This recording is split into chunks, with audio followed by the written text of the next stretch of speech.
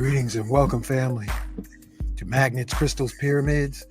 And tonight's show is free questions and answers from Baba Phil Valentine. So let's just do the opening invocation.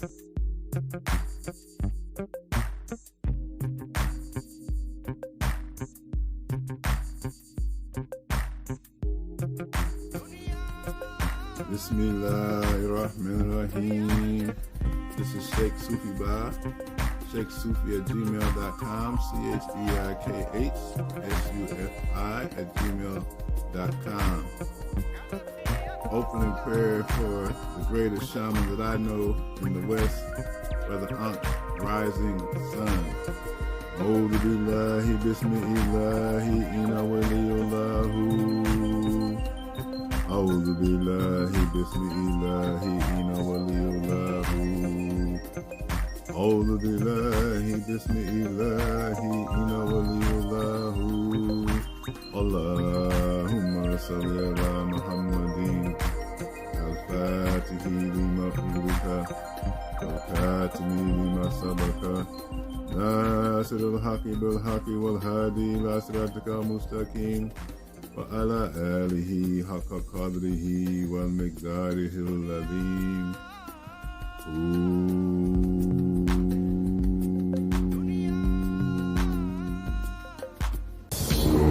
Blessed love, this is Lion King, you know. Praise of an order of Melchizedek. Yeah, man, praise the Lion King of an order of Melchizedek. Give thanks to life, give thanks to health and strength, you know. Give thanks to positiveness, give thanks to consciousness, give thanks to righteousness, give thanks to love. Give thanks to Haile Selassie, Jah, universal love, you know, one and all, you know. And give thanks to all good things and all abundance and all blessing. And then I approach in a new year, you know. Praying for everyone, you know, to be more conscious, more righteous, more loving, caring, more sympathetic, loving each other, you know, and caring for each other, you know, because God is love and love is God, you know, so let us all love, you know. And remember, love is the key that opens all doors, no matter what race or nation. Love is the key that opens the door for only Mount Zion. And whosoever enter in, ever live in life shall have, you know. So love is the key, you know. So peace and love to the world, you know, and blessing and prosperity and joy and happiness and goodness for the 2024 coming from Andrew Priest, the Lion King. And if you want to contact I, 347-444-4460. Give thanks to life. Jah, Rastafari, Holy Emmanuel, Selassie. Jah, Rastafari, Holy King Emmanuel, Scepter, Jah, Rastafari. Heal the might, heal the strong, the might, I am the I am. Holy John, Marcus, Messiah, Gabi, I, Selassie, Jah, Rastafari. Live it, for faithful, my sure, my Lord, we know people are Selassie, Jah. Jah, give thanks, and I'm the Lion, my Lord, first.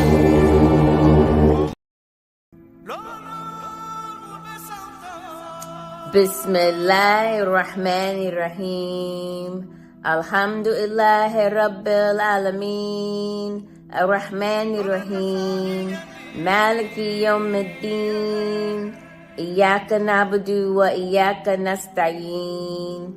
Ihdina siratal mustaqim. Siratal ladina an'amta alayhim. Ghayr maghdubi alayhim. Wala dwalleen. Alhamdulillah. Dr. Sanada Kamara, co-founder of Temple Mother Earth, sending love, peace, and abundance prayer to everyone around the world.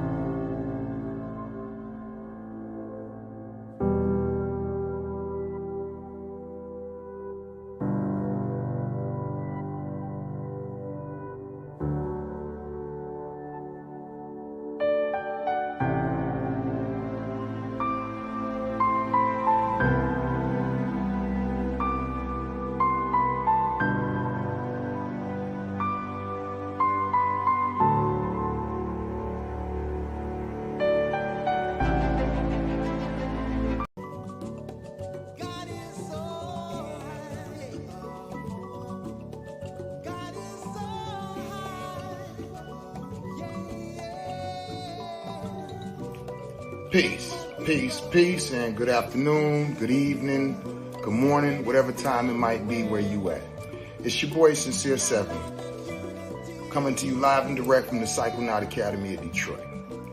I just wanted to take a minute out of my day to tell everybody that I sincerely give thanks for you all. For those of y'all who know, about a month or two ago, the Psychonaut Academy of Detroit, which is our place for our medicine works, our healing, our community gatherings, as well as the place for me and my babies to rest our head when I'm in Detroit, was broken into, was burglarized, was vandalized, the furnace was stolen, the hot water tank was destroyed, my pipes busted. It was a really hard time. And I did what I normally don't do, is putting my ego aside, and I asked you all for help. I put up a GoFundMe page and asked for assistance from my community. And I must say that to my surprise, so many people showed up. So many people donated. So many people showed love. And we are actually, I believe we're almost to the amount that I had asked for, which was amazing to me. I honestly didn't think I would even get halfway there, and we're almost all the way there. And I just wanted to take a minute out. I did it on my Facebook page, but for those of y'all who don't follow me, I wanted to say thank you. Shout out to Uncle Hank, you know what I'm saying, for sharing. And to others, if I didn't name you and you shared it, I appreciate you. If you donated, I appreciated you. If you shared the post asking for donations, I appreciate you. If you didn't donate and all you had was good thoughts, prayers, and words for me, I appreciate you. I give so much thanks, and I just wanted to make that known. Shit touched my heart. It really did. So again, thank you.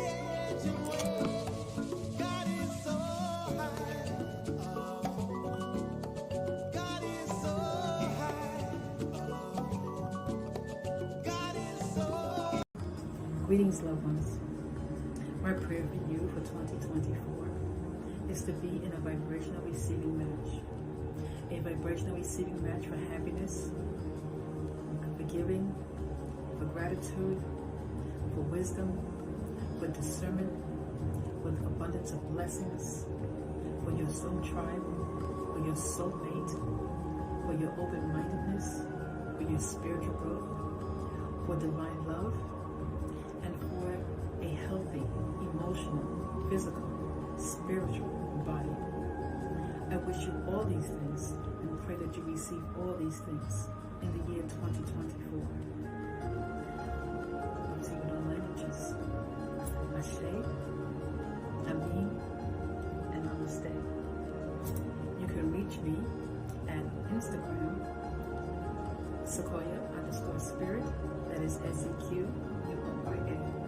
Again, I wish you all these blessings and so much more in the year of 2024. Thank you. And listen, family, we're going to have a magical night tonight. Please, all of you who are listening, put in the comments what part of the world you are listening in from, so we can have an overview of the collective experience while we're doing the openings.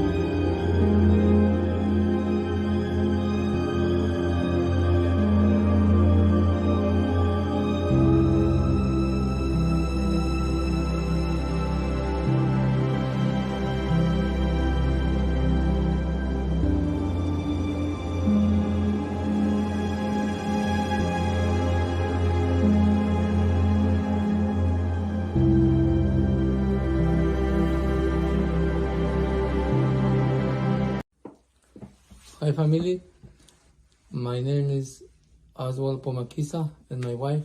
Joanne Pomakisa, hi. Together we serve medicine of the grandfather, Wachuma. Our phone number is 201-981-4545. Giving thanks to Brother Hank for the opportunity to send this message. The message of honesty, and our body is very intelligent. It has the ability to bring to the light whatever we're hiding by making us sick, so that nothing can really stay hidden. Beautiful way to move all those things that we carry from the past, to be honest. Beloved mighty Empress, great hosts of sitting ascended masters, great angelicals, great cosmic beings who govern the system of worlds and the seven mighty worlds. Lord, we call upon your grace to heal the earth of the actions of the sinister forces. Their plan is to eliminate the population in the most horrible and murderous ways. They have already poisoned our food with things we can't even pronounce.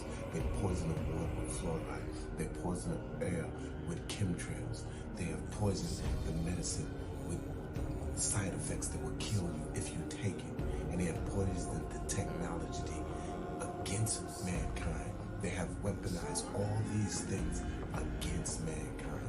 We call upon your grace to free us from the sinister forces whose diabolical plan is to make this world the most hellish place.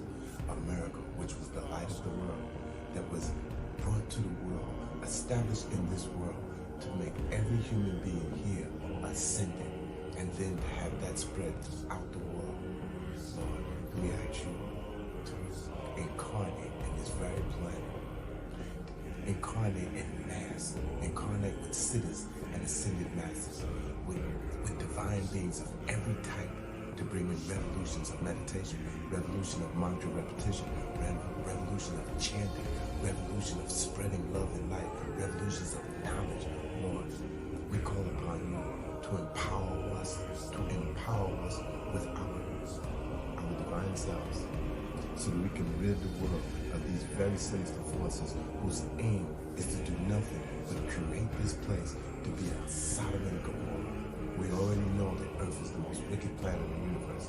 Let us turn it to be the light of the world, so that it is the greatest planet in the universe, so that we excel even what is happening in the great central sun. As a matter of fact, Lord, we ask all the beings from the great central sun to incarnate on the earth, to incarnate on the earth, to incarnate on the earth within us, so that we could do the work that I'm begging for now. Oh Lord, I ask this in the name of Swami Muktananda Paramahansa, Bhagavan Nityananda, Guru Mahant Shivasananda, beloved Saint Germain, Lord Jesus the Christ, Lord Buddha, Allah, and the great Sanat Kumar. Almighty I am, Almighty I am, Almighty I am.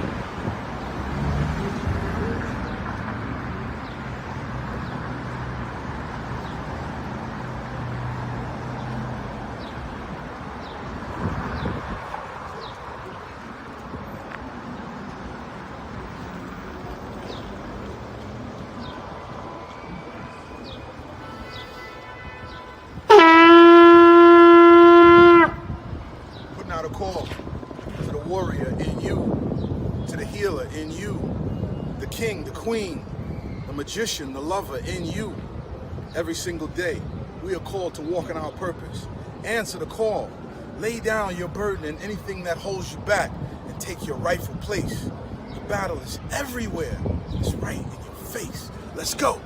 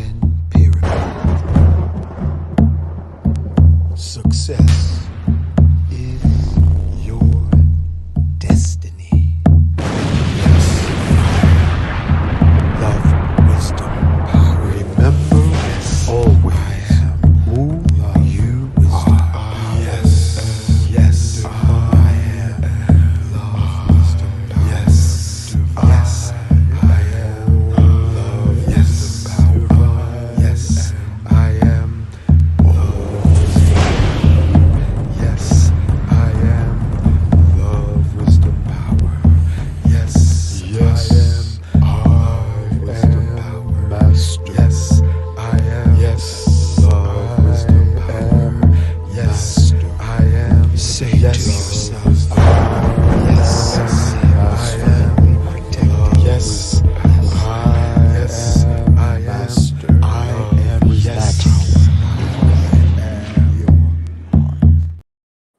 Okay, family.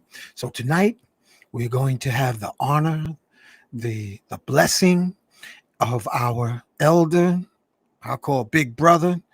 You know, in our family, our collective consciousness family, we have, you know, those who've sacrificed time to study.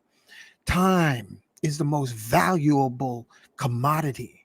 And our brother, Baba Phil Valentine, he sacrificed time from finger popping and electric sliding to questioning the forces of nature and history so that we may be able to think outside the box, think outside the norms, because the collective of the few that rule the universe on this planet want you to have a certain mindset through that social media, social newspapers.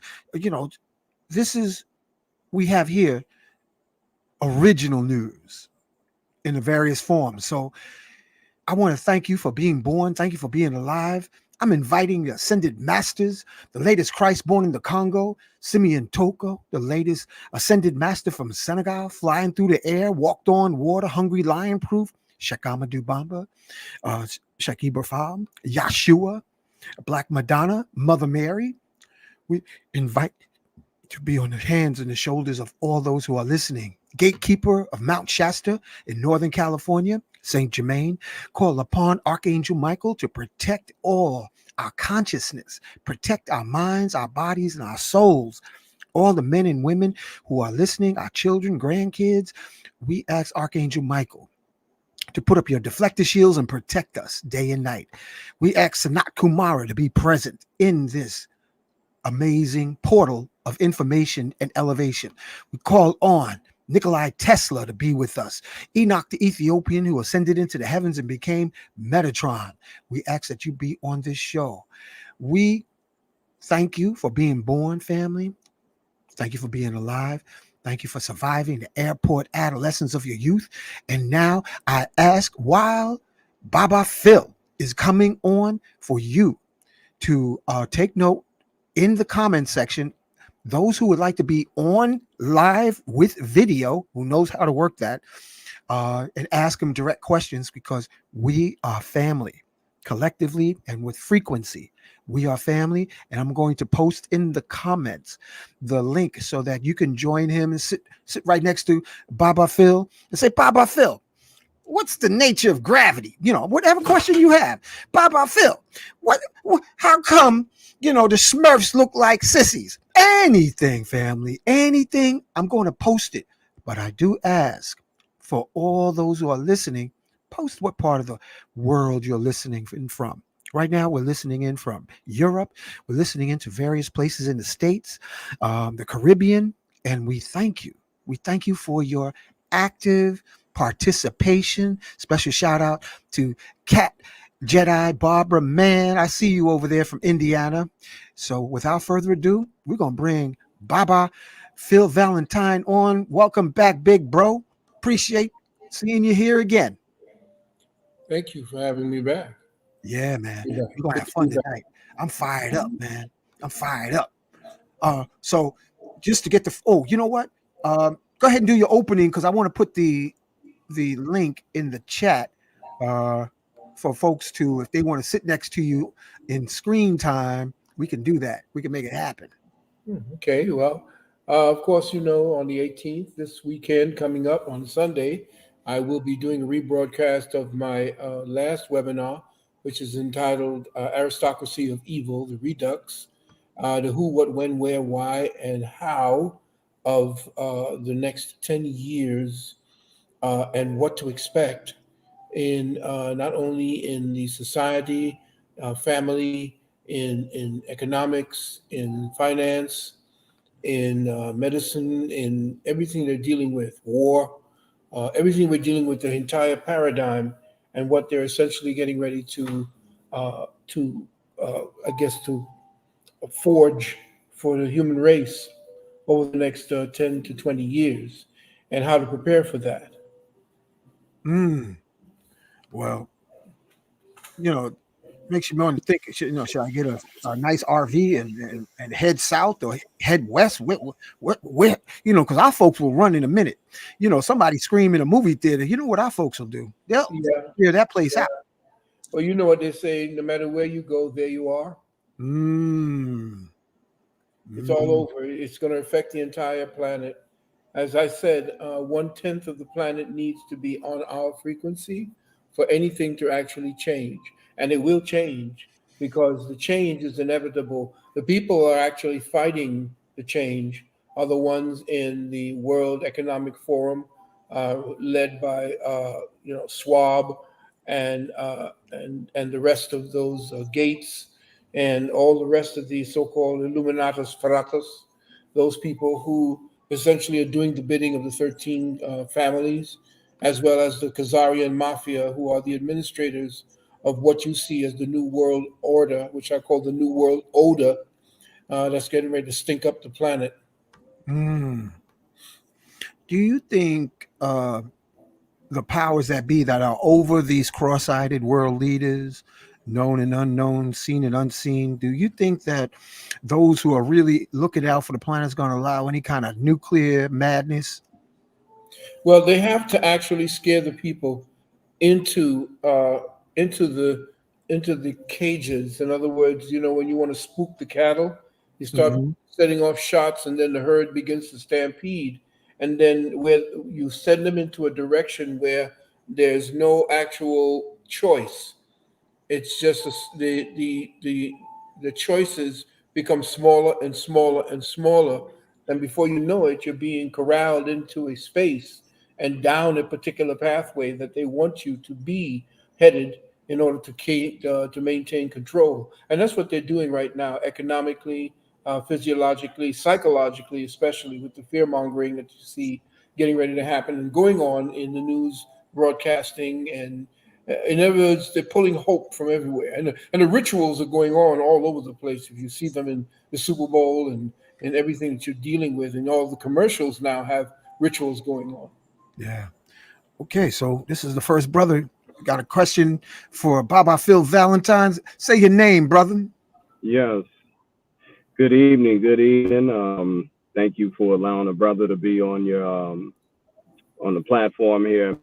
My question to you is, I don't care what's going on. When I enter a meditation, I have a song popping in my head, and sometimes it could be on cue, like with what's going on in life, or it could be a song from a time period long ago, some from the 70s from my childhood. But for whatever purpose and reason, I am always hearing music that I'm trying to clear out of my mind or out of my head when I enter a meditation. Well, can you share something with me as to what that may be about, or what I may need to do to be able to, or is that part of what my meditations are about? Well, let me ask you this question. Well, first of all, when you were coming up as a child, do you remember how music used to affect you and how you used to place the music and the words in the lyrics to your everyday life? Yeah, music at one point in time coming up as a child was a consoler. The radio was, the radio kind of raised me, honestly, in a way. Well, there you go. Or it was my companion as a child. Let's say that. That's right. I'm saying, as a child, your companion and your escape was into the music that spoke for you when you couldn't speak for yourself. And so when you now are going into your adult, remember, there's always the small child is always there. Just because the body grows, the child does not grow. The child stays there. The child's outlooks, the child's choices, and so forth are still based on the child's own formative years and the reactions to those years. So yes, when you go into meditation, it is not you that's doing the meditating, it's the child that is taking place and compensating for whatever it is you think you're looking for in that meditation. The child always comes up and speaks to you to comfort you. So the music that you're hearing in your head is essentially what you've trained yourself to do, to medicate and to placate whatever it is the world is doing at this particular time. The music goes along with it the way that a score to a movie goes along with it.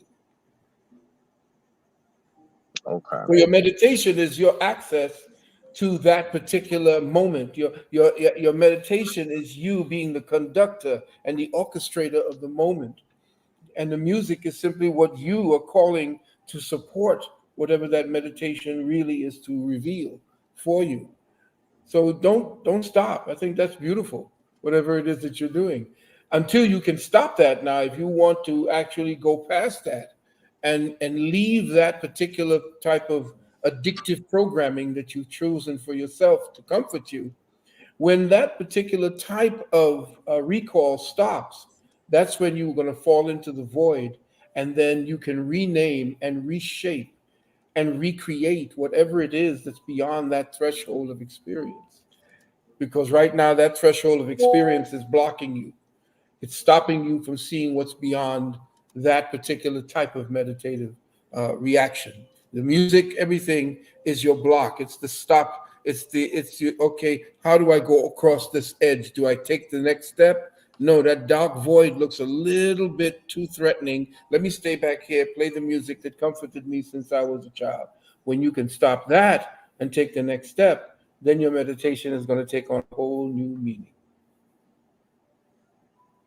So that's a goal I will obtain. I appreciate it. That was powerful. Thank you very much to both of you. Yeah. Tell us where you're from, brother. I'm from Chicago, man. But right now I'm in the Bay Area. Wow. What's it like out there? And today is a man's solar return. Oh, of all things to mention, right? Yeah. 214, 72, 7:47 a.m., baby. Side town. Yeah. On my day, Valentine's Day. Yes. Yo, happy birthday. Solar return. Happy incarnation. However you want to phrase it. You know what the intention is. Yes. Thank you. All right. Appreciate y'all. Appreciate you too. Okay, now you got a question here. Phil, somebody asked Jamal Moore L. Can you ask the great Doc about the orphan train and white slavery? Yeah, there was a train that you used to take children, and all the orphans would be scooped up. I think it was during the 1930s, during the time of Depression. Are you speaking about that? And during the time of Depression, when people used to sell their children because of poverty. And these trains used to gather them up and take them to these different places where they would have them work. Is that what you're speaking about? Jamal, you got to be more specific, my brother. Islam, you got to be more specific with your question. So feel free to type it in, family. Okay. And family, please continue to say what states you're listening from, countries, what part of the world you're tapped into, because we appreciate the overview. All right. Brother Ray, welcome to Magnets, Crystals, Pyramids, brother. I think his screen froze. Okay, Brother Ray, if you can hear me, your screen froze. So see if you can get a better stream connection. Go out and come back in. Oh, there you are. Welcome, Brother Ray.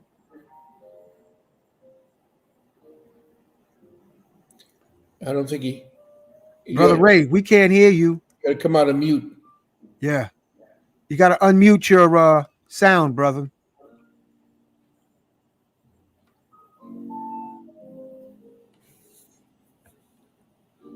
Brother Ray, we can't hear you.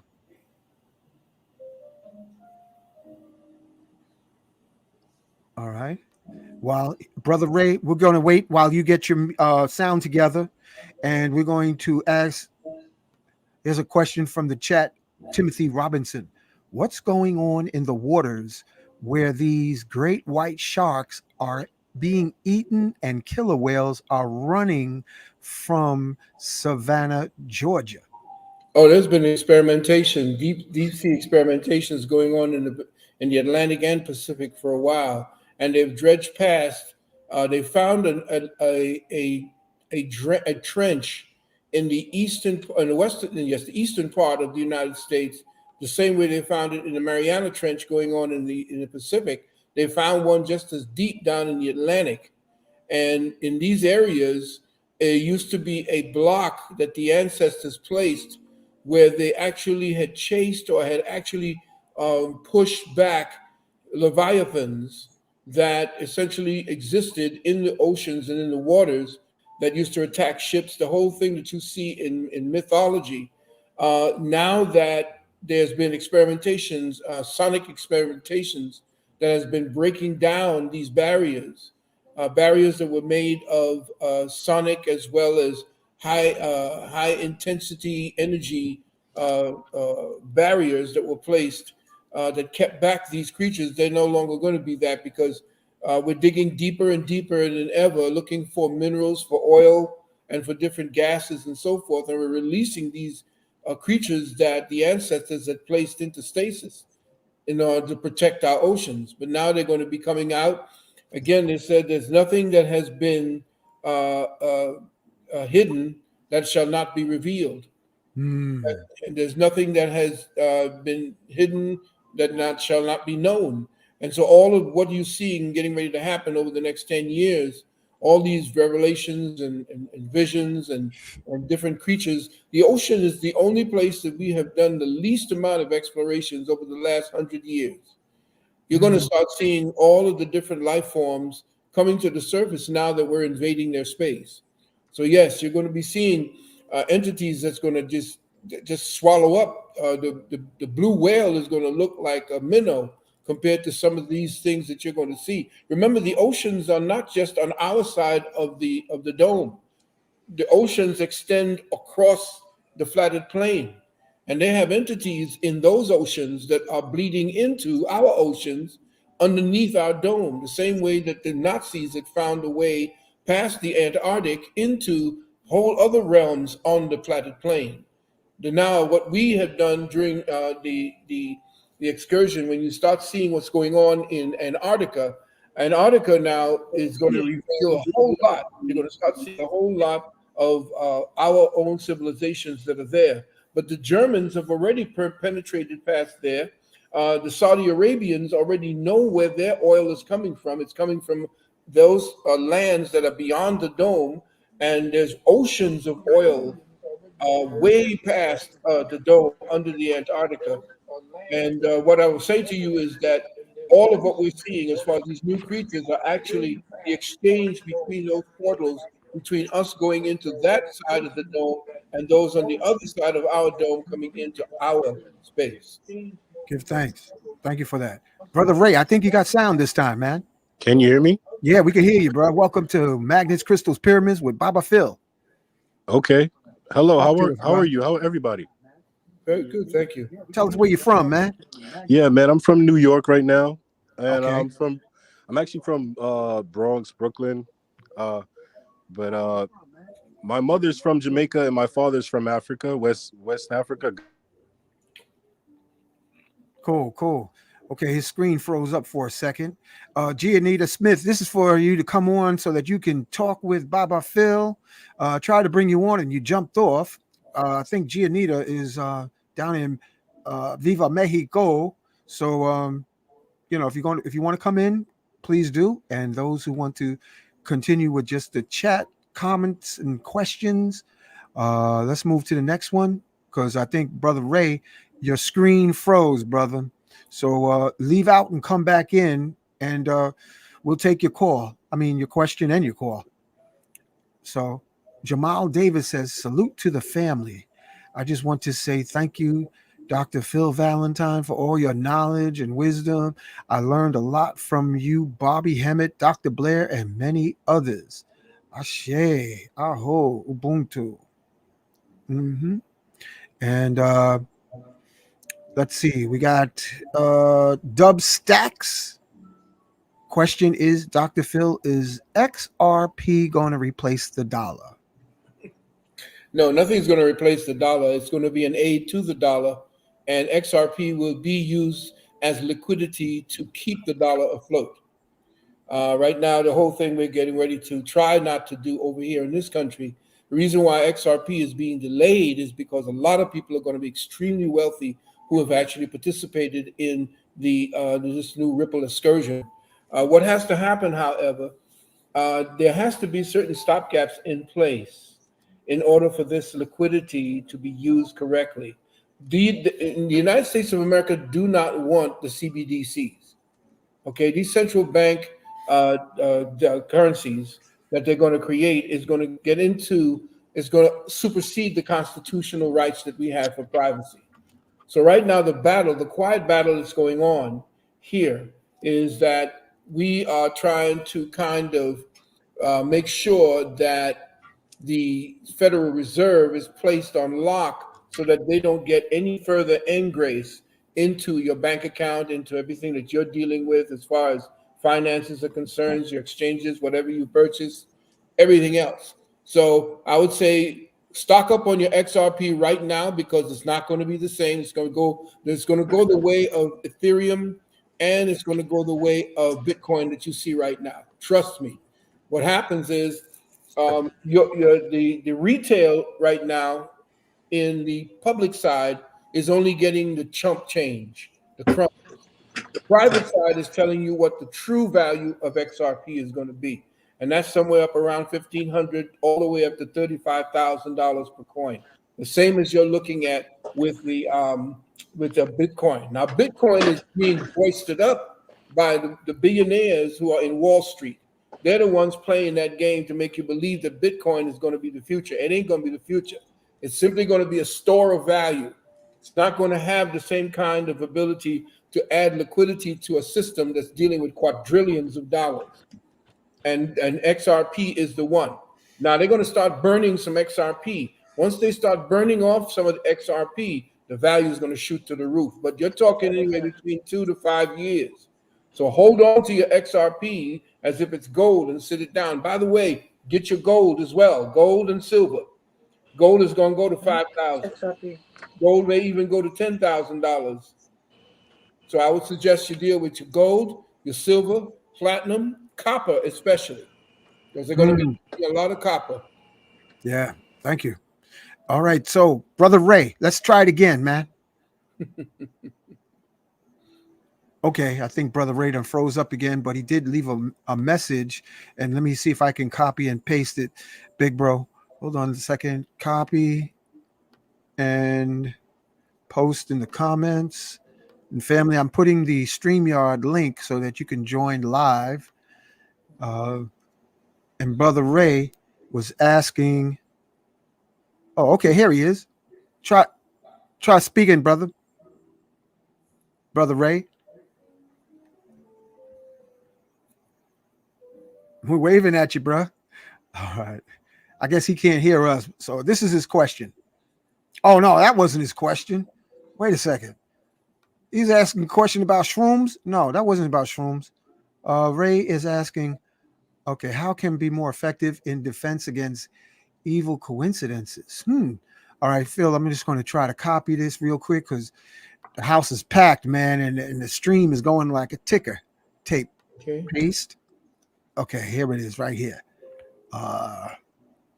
Question. Here it is right here. How can be more effective in defense against evil coincidences that try to alter our collective perceptions? Wow. Man. We got in some deep metaphysics. Oh, yeah, boy. Yeah, you're bringing it now, taking it to a whole other level. All right, here's the secrets to when you're dealing with sorcery and when you're dealing with magic, when you're dealing with forces. The secret is that there are no coincidences. The coincidences only seem that way because the mind is not connected. The lower mind, or the mind that you deal with, which is the subconscious and the unconscious. The conscious mind is not paying attention to when the unconscious and the subconscious mind is communicating with it. So they believes that there is some kind of coincidence when the conscious mind catches up with something that seems to be out of place. It's not out of place. It's in place with whatever it is that is predominant in your mind and has not yet been given the chance to be expressed.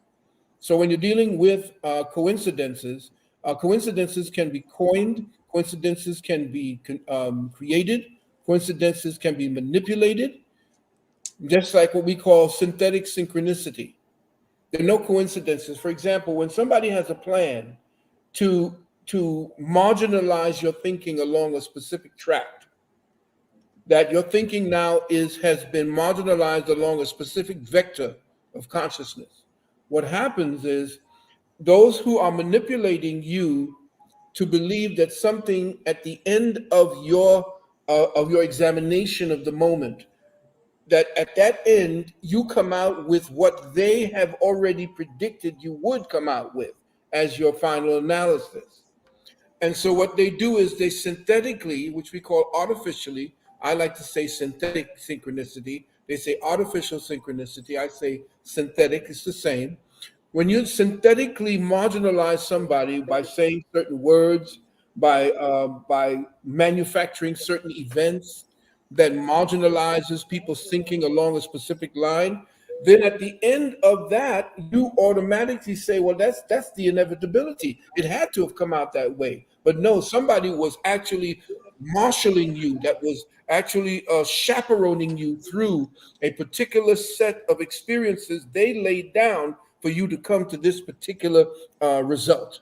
And they've been playing these games the same way with the wars that you see out here, with the mass murders that they have of people so they could take your guns. All of these are synthetic synchronistic factoids or factors that they are now dealing with that make you believe that, oh, that's coincidental. How could that have possibly happened? Well, you're not paying attention.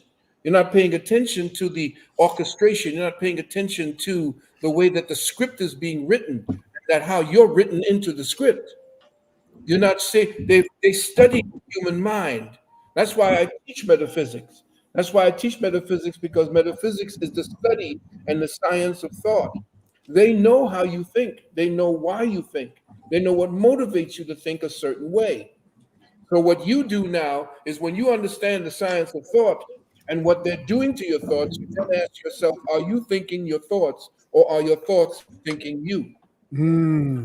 So when your thoughts are thinking you, you're the one that's being orchestrated, and you're saying, oh yeah, that's right, I know that. Oh yeah, I remember somewhere I heard that. Oh yes, that's right.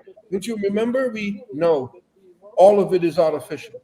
All of it is a game that they're playing with you, especially when you look at the news, what I call the daily blues, not the daily news, because everything is about what bleeds, it leads. Everything is about war, it's about fear, it's about what you don't look like. In the commercials, it's that you don't smell right, you don't look right, and when they're talking to the women, are you sure that your tampons and that your daily monthly thing, you don't smell? There's no deodorizing thing that you could put up there, and you don't smell terribly. All of this is to make you look like you're deficient without them. And if you don't listen to them, you are not locked into your own reality. But they're artificially orchestrating everything that you think you know is real. It isn't. It's the Matrix, as they call it. Thank you. Thank you. Very well expressed. Sister Gianita Smith, talk to us. Good to see you. By way of Mexico, right? Okay, you got to turn up your volume. You got to unmute your mic. We can't hear you. Can you hear me now? Now we can hear you. Oh, that's so crazy. So I have a question, but when I was first coming on, hey, Baba, how are you?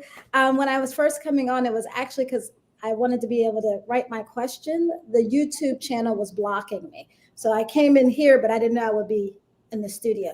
So my question is, I have just watched this movie called Her Eyes Are Behind Me, I think that was called. So I won't give away the movie, but it was about astral traveling at the end. In the beginning, you didn't know that that's what they were talking about. But at the end it was.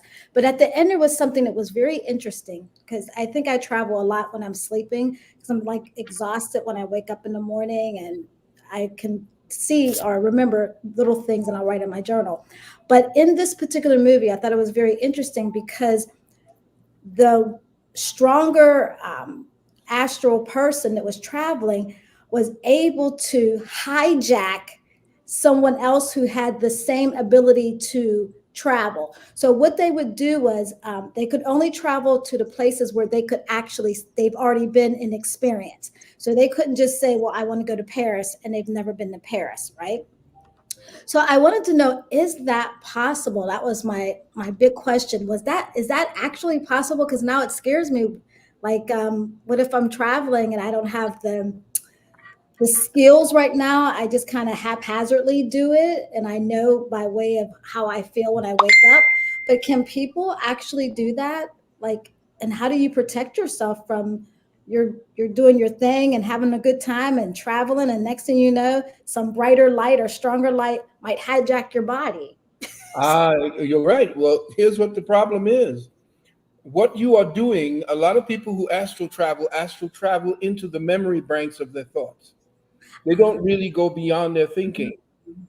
So they're not actually astral traveling. They're just simply thumbing the when you're in the library, you have you open up and you're looking for the category of what it is, the books that they have there. Well, you're just simply going through the catalog of your experiences when you're traveling, but you're not traveling. All you're doing is taking inventory. So the difference between you getting outside of your body and not seeing anything that you recognize, that's what you call that's what they used to be called walking, spirit walking. And when you walk outside of your body, the first thing to actually get past your limitations, and this is one of the secrets of actually doing astral traveling. When you are awake during the day, get into a meditation where you can recognize your palms of your hand. They did that in the movie. Right. That's what they know. They know the secrets, and they're playing with you with it. Once this is what Carlos was taught by Don Juan Castaneda, Don Juan Matos. Carlos Castaneda's books teach you about this, and this is where they took that from. The same thing that George Lucas did when he did The Force, when he did Star Wars. He stole Carlos Castaneda's book, the books that he was dealing with when he was dealing with what they call the Yaqui way of knowledge, which is dealing with sorcery. Now, when you are awake and you can meditate on your palms are not like anything else in the go anywhere. Nowhere else on the planet Earth anyone has palms like you. That makes you a distinct and individual entity in this particular avatar like no other one on this planet. Therefore, when you are focused mostly on your palm, you know that you're not focusing directly on anything that has affected you from the outside in. You are now focusing totally on you. Now, the thing is, when you go back in your sleep, in your meditation, you have to be in complete blackness. Now you have to use that blackness as the chalkboard to bring up the picture of your palm in your sleep. Once you bring that picture of your palm, you know that those memory banks where you were affected by outside stimulation no longer exist. No, your palm is not an outside stimulation. I'm not talking about that. This is a stimulation and an experience you crafted for yourself, not what the world has forced you to have to craft for yourself, if you understand what I mean. Yes. That was interesting. You said that with the hands, because the movie, it had how this particular person who had that ability to do that, she was looking for another spirit like that so that they could travel together. But actually, that's not what that was happening. And I won't give away the movie just in case somebody wants to see it on Netflix. But it kind of made me uncomfortable because my son used to always say how he would travel with his grandmother after she passed away. And then one time he just shared it with me. He's like, Mommy, she's taken me too far and I almost didn't come back. And I started freaking out, and I started saging his room, and I told him, you know, because he's autistic and he doesn't really understand that. He just said he was having fun with his grandmother. He was having fun, and they were going places. And I was like, okay, whatever. And then when he said, I almost didn't make it back, I'm like, what do you mean you almost didn't make it back? Yeah. So he doesn't know. He just enjoys, which makes me uncomfortable, especially since I've seen that movie, that he just enjoys doing that in his sleep. He calls it his other world. No, the cord. That's my other world, mommy. Okay, now here's the deal. Be very careful with that and train him, because the ways that the body is a limitation. When you take those journeys, you're in a space of limitlessness. Mm-hmm. And what happens is the real you begins to sense the freedom that actually the body takes away from the spirit. Mm-hmm. And so once you're outside, you don't feel anything when you're in that meditative state. The physical body begins to jump and fiddle, but then because most of your consciousness is into the real part of you that's traveling, the cord that is coming out of the top of your head, mm-hmm. if long enough, if your consciousness is shifted to the exact area where you are going with grandma in this case, the physical body releases that because it's actually temporary. The body knows it's a temporary instrument. That's why it fights so much to stay alive. That's why it always uses fear to make sure you stay focused in the physical. But if you are sleeping and you are in your real mind, and that place is so free, that cord could snap and you would never come back. So yes, he was very clear. He says, you know, she took me further than I ever. Yes, that's because that's such a beautiful place to be. You know, you don't want to come back into this. The same thing when I drowned and came back into my body. All I felt was my lungs and my nose and my head, and everything was all full of salt water. It was so painful. I didn't want to come back. So you have to be very mindful to talk to him, to say, listen, mommy, your body right now is here. You're young. You're here to actually do certain great things. So just go and visit with mom, but make sure that she tell her that you don't want to go too far. That's what I told him. And then, of course, I saged and did all types of other spiritual things to his room. But that was my only question. And I think you answered the other one of just how to ground yourself. There's so much fear in the heaviness in the air is so fearful. I don't even like to too much go outside. I can feel the heaviness of it. Yeah. And I was thinking to myself, I have my regular crystals. I'm like, how do we amp it, Uncle Hanky? How do we amp those things? Because it's like, it's getting to me where I don't want to go outside. I feel like I just don't want to have all that stuff. And I'm in Mexico. It's really heavy. The fear and scarcity thing is really heavy. But look at who it is running Mexico right now. The cartels are running Mexico. There's no government there. The government is run by the cartel. The same way here. There's a cartel of Illuminati that runs our country. It's running the world right now. And just like any other disease must come to the surface for you to be able to address it, all of this has to come to the surface for you to address it. So don't disparage it. Study the evil, because once it comes to the surface, that's when the weakness is revealed. It works in silence. It works in darkness. Now the light has been shined upon it, and we see the rot, the cancer for what it really is. Now we can address it. Perfect. Thank you. I like that answer, big bro. Yeah, I just want to add, this is when you facing danger. This is when you integrate, find out, are you just a head case, or are you really doing your application of calling on Archangel Michael, or are you just a box head that's collected a whole bunch of Rolodex data, and then when it comes to real time, you don't know how to integrate knowledge to the application. So that was really a good answer, big bro. And thank you, Gianita. You can hang out, family. Welcome to. We have so many people here. You're prioritized when you come on video, family, and then we'll follow the questions also. So this lady, Natasha Diana, That is an interesting question, big bro.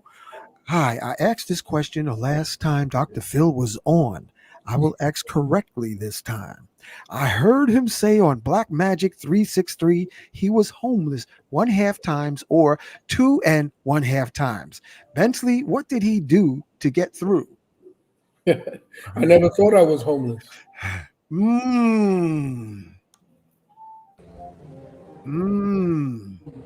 I didn't know where I was. There was sometimes that I just stayed in somebody's kitchen and slept on the floor of someone's kitchen. But all the time, my body wasn't there. I was not really here. I just knew that this was a stopover through whatever crucible I needed to deal with. I needed to get rid of everything that I had gotten all those years to that point in my life. And I knew that I never really had a real connection to material things. Material things came to me very easily. My father and my mother, they had some. My father worked. He was one of the people that helped to put together John Glenn to go up in that. What do you call it? He was a draftsman and an engineer. My mother was a supervisory nurse in down in Cumberland Hospital. We had a lot of money. I had money. I could make money. I could always do it. When I was on the road, I made money. When I was when Queen of Fu and I were together, we were making 20, 30 grand a month. There was nothing. I never really felt it. And when my mother and father, we used to have, I don't know if you know, but we used to deliver meat. And every month they used to deliver all these meats. And we had a separate refrigerator in our basement for just meats. And I used to just steal all the meats and give them to the people on the block, like my grandfather used to do in Trinidad. Before he was, when Eric Williams was running for president, he was running also, and they tried to assassinate him. But because he fed and was there with the people all the time, those people came to him in the night and actually shuttled him away from the house where the assassination was going to take place. And all of those people came to him in the night. Whoa, I'm getting. Yeah, sorry about that, Phil. That was a person coming in with their mic on. Okay, so what I was saying is I never thought of myself as being homeless. I just thought of myself as reshuffling my priorities, getting them together, and knowing that this was temporary. If I really felt that I was actually homeless and that there was nothing else, I was homeless but not helpless. I say, I hope not hopeless. You see what I'm saying? So I knew for my fact that my skills, my intelligence, and everything else was saying to me, because I dealt with metaphysics, that I had to shed the skin at that particular time. Whatever skin that was that I had become at that particular time, a brand new me had to be reinvented. And essentially that's what happened. And before I knew it, I was not sleeping in the kitchen. I was not sleeping in the hallway. I was not doing any of these things. And each time I got up, I said, okay, well, let me just, what else do I got to do? I did not ever fear that I would always be homeless. And once you get out of that mindset that these temporary material things mean nothing, people who are homeless at this particular time and do not and feel like that's it, then that's what the universe says. Okay, you said that's it. All right, well, no problem. Let me know what you're thinking next time, and then we can go from there. So I said, you know, Hank, you use the magic that you were born with. Yeah, that is the power of the positive thinking.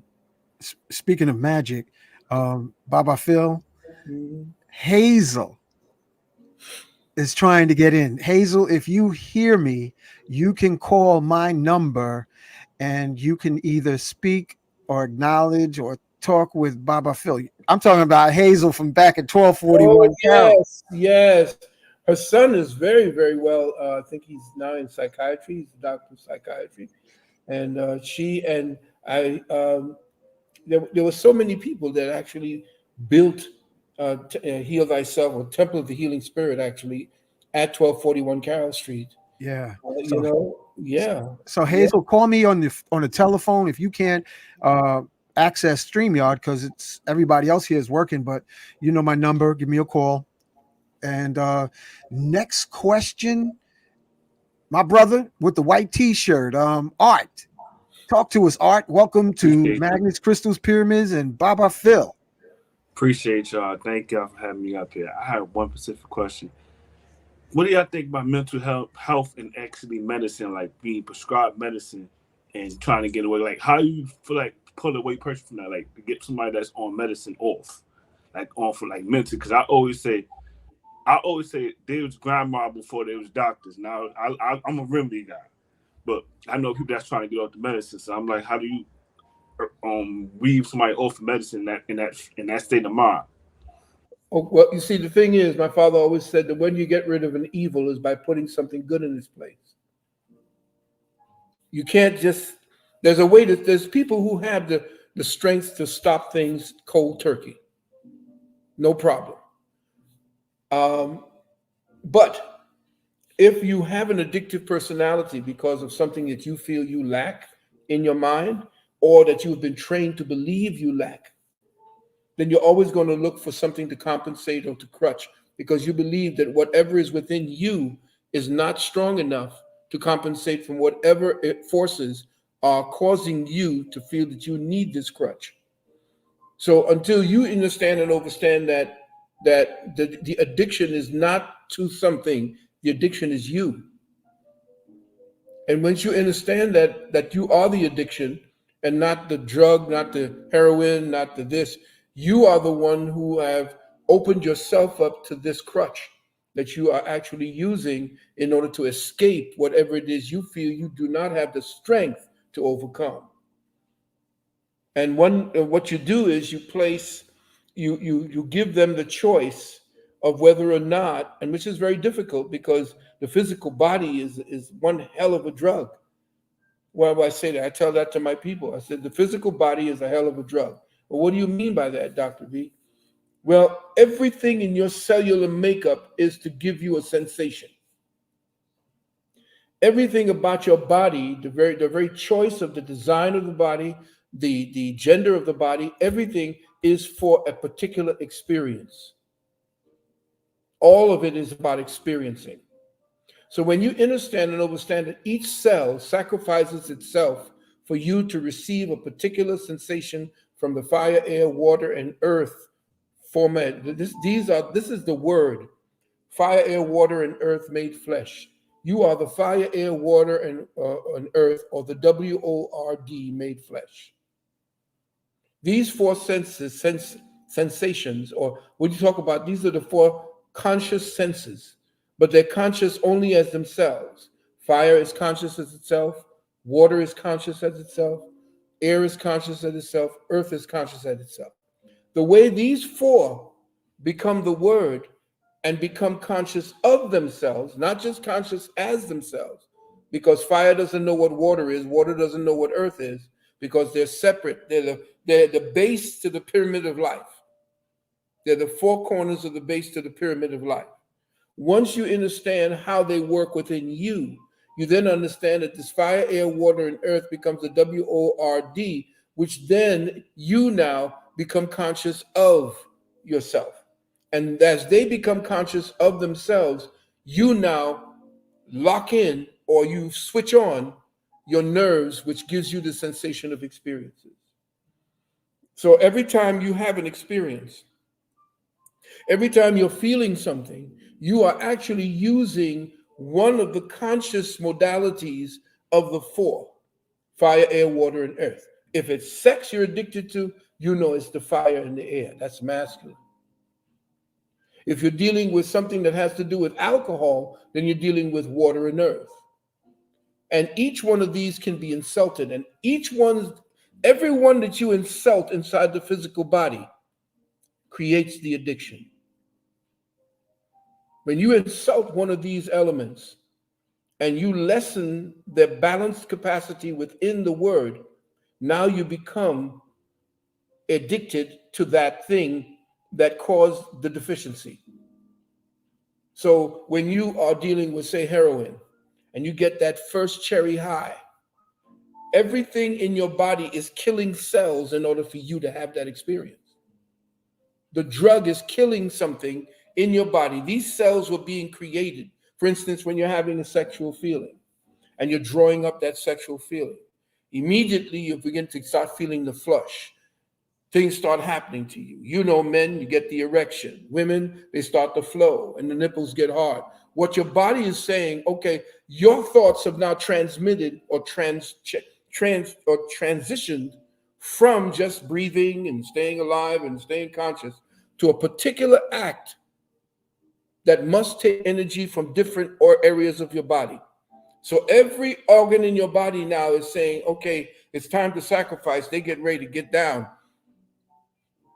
And so now all these cells begin to start giving you all kinds of energy. And you're, why you think, brothers, after you have that orgasm, why you think you need to sleep? You've actually given up a portion of your own brain fluid.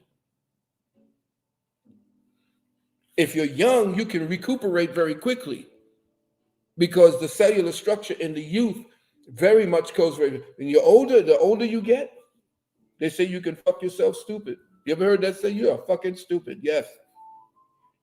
I did that when I was young. Yeah, you can actually do that because there is something called the cerebrospinal fluid. This is the River Jordan that they speak about in the Bible. It has a pulse all its own. You can take the pulses on your hand, but the pulses on your hand are not the same pulses that are inside of your vertebrae. That fluid that's there is what creates your sperm. So you are actually taking from the River Jordan. The River Jordan is supposed to feed the Sea of Galilee. The Sea of Galilee is here. What is this called? Right here in the middle of your chest. Anyone?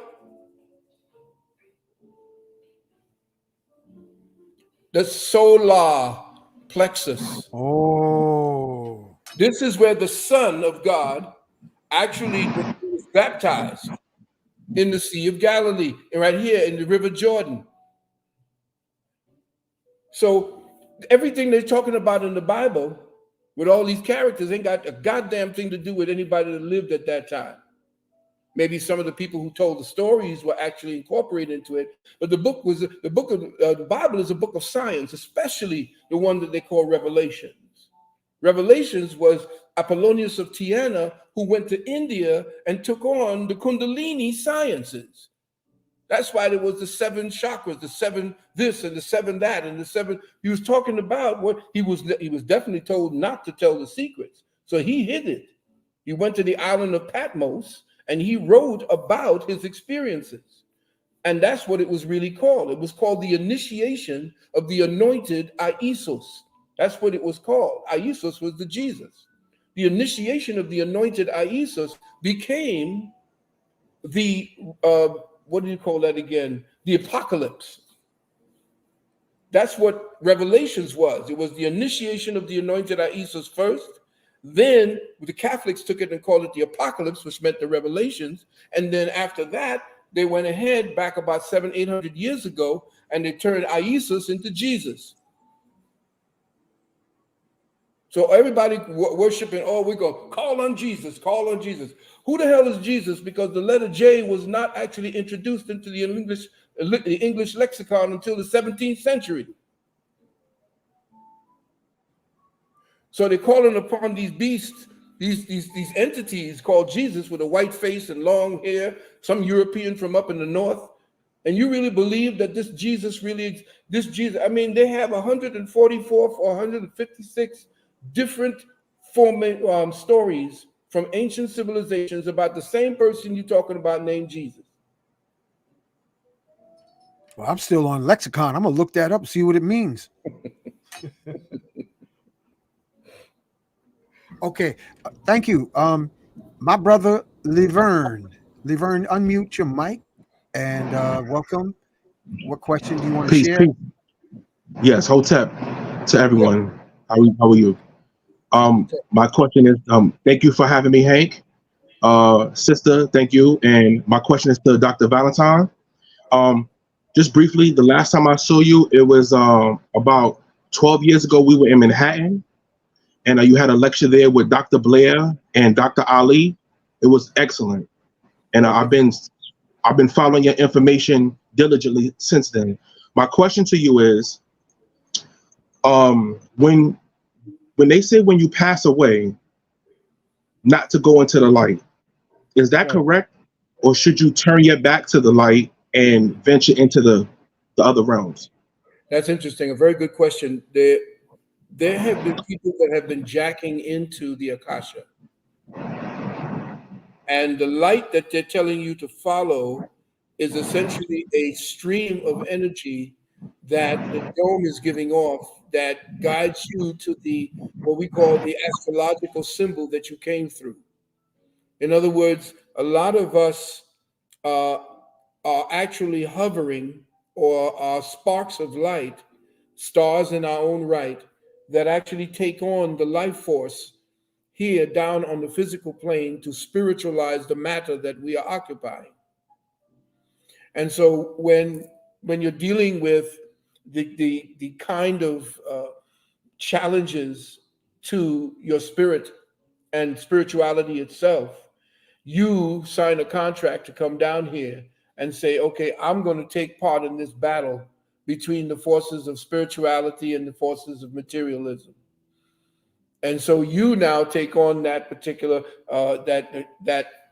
particular burden. Now that I told you that, re-ask your question.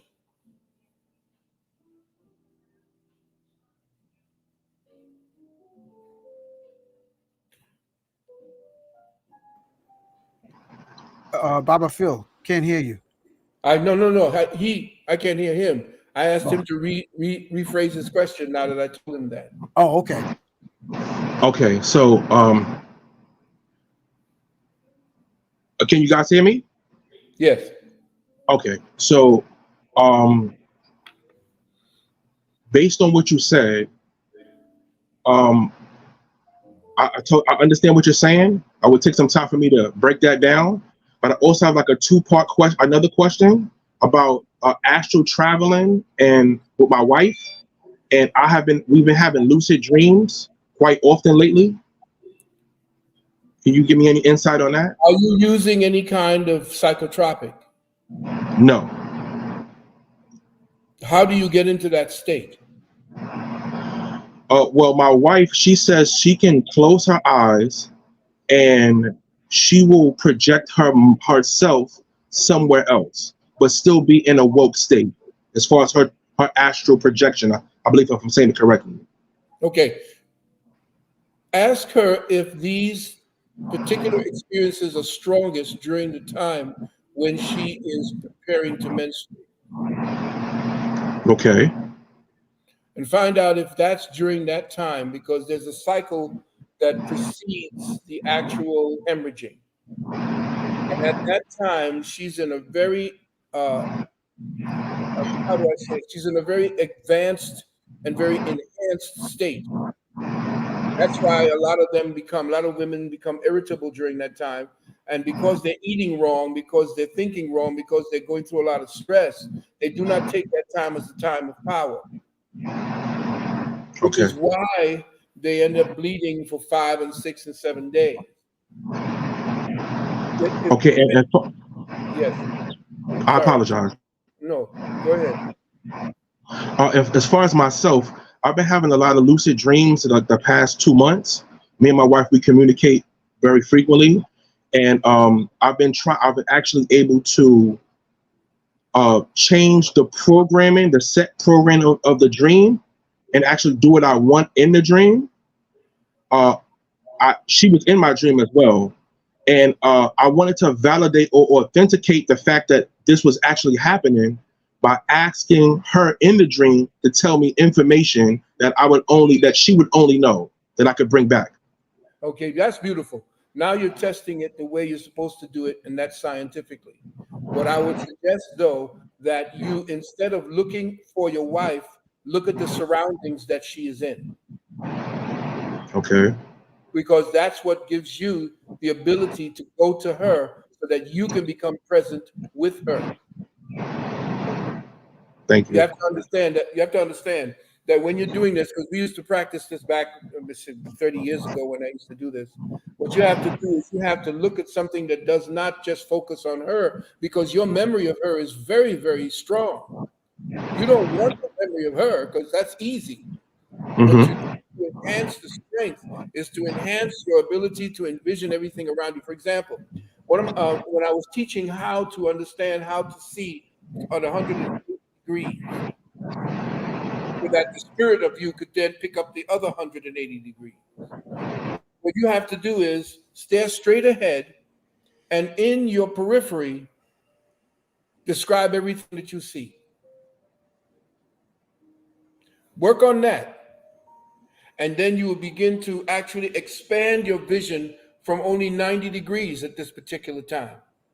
And then the other 90 degrees, once you begin to be able to see, because it's you no longer are using the two eyes, you're using the first eye. That's when you start to see the pyramid come into play. And now, once you begin to become stronger in your peripheral vision, then the entire 180 degrees, of your vision becomes something that does not escape you. In other words, you could see things off to the side. That's why I could actually see if a fly comes in at this point, I could see it. And I know that a fly just flew there and I could see it. Or if there are entities in my room and I see a shadow move, boom, I could see it. And then from you practicing that, the other 90 degrees begins to develop. And then all of a sudden, somebody tries sneaking up on you, you automatically know it's there. And you look around and you see that, oh, there's somebody. Oh, and how to come into your dreams, you know exactly at that particular time. You know, Baba Phil, and Gianita and my brother Laverne and family who's listening, Baba, I noticed there are more younger people who are able to seem like they have this innate ability to leave their bodies with, like, we get out of t-shirts, special acknowledgement to Queen of Swords, special acknowledgement to the other anonymous sisters who told me, you know, they're like, that ain't nothing. I can leave my body anytime I want. And I mean, some of them have done some nefarious things and then got beat by the person's ancestors when they try, especially women that try to do hijack, you know, nefarious things, you know, on the night shift. But it seems like there are more evolved souls coming into the world. So, Baba Phil, is that what's going on? Because, you know, we have the previous generation, I would say, is definitely like some spooky folks. And these some young Jedis talking about, yeah, man, I went to the far side of the moon. Let me tell you what I saw. Well, you have to understand right now that the frequency on the planet is enhancing at this time. Why? Because we demanded it so. Our generation took the information, like Bobby and myself and so forth, we took the information and we threw it out there.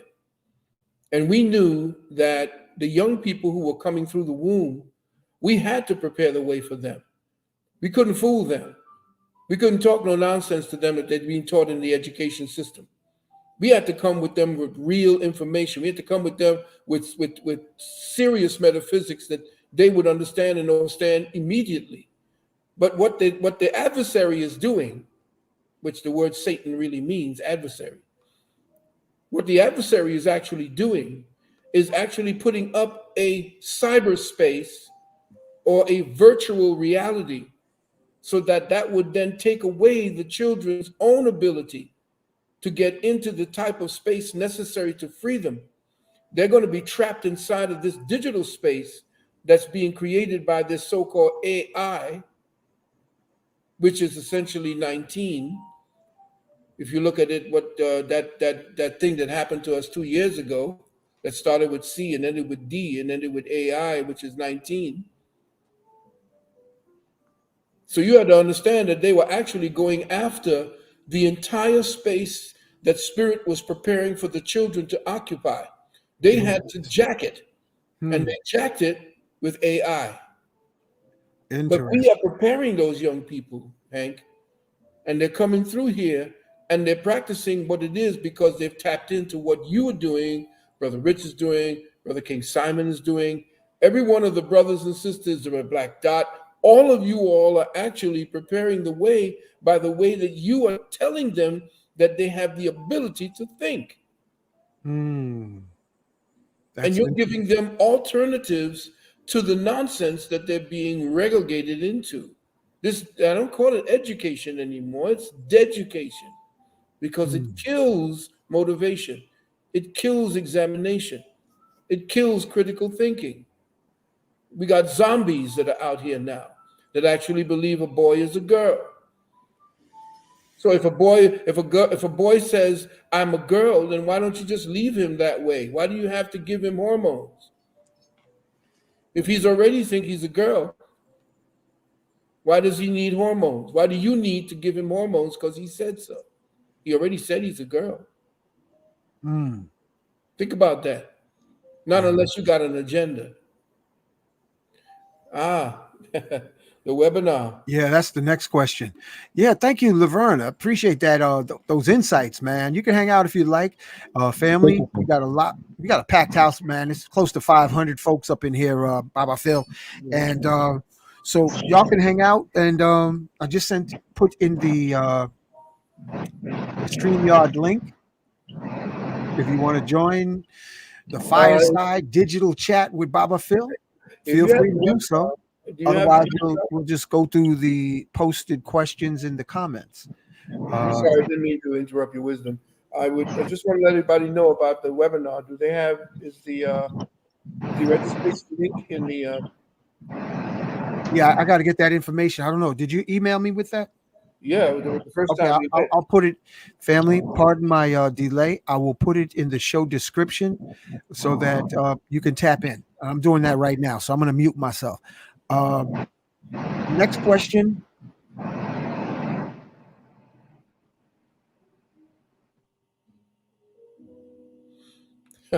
First thing you do when you start taking shrooms is to take it with somebody who's experienced.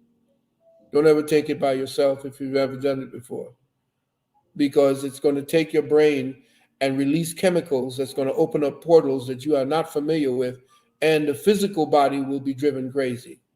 Spirit will be fine, but the physical body is not going to be convinced that it's fine. So you have to be chaperoned in the first stages so that somebody is there to ground you. That's what a shaman is there for, to ground you on your journey so that you're always essentially grounded first, and then the spirit that takes off, that part of your mind that wants to come out of there, the chemical. See, to release the mind in the brain, if you want to look at it that way, there are certain chemicals that must come together. And those chemicals can be forced to mix, or you can actually meditate and create the mixture yourself. So when you start taking shrooms, you take ayahuasca, when you start taking mescalito, you're taking marijuana, when you're taking any of these, what you're doing is you are forcing the brain to act in a certain way that your conscious mind would not allow it to, in order for you to function in everyday life. So unless you are practiced in it and you're raised in it and you've been getting contact highs since you were in the crib, then your body is going to say to you, what is going on? My mind is not telling me that I have 5 fingers on my hands. My mind is not telling me that my brain is all right. My heart is racing because I'm fearing this particular feeling that I'm having that I'm not accustomed to. So you have to be very, very careful about when you start dealing as far as peace and harmony, because the process, the crucible to get to that peace of harmony using a psychotropic is volatile.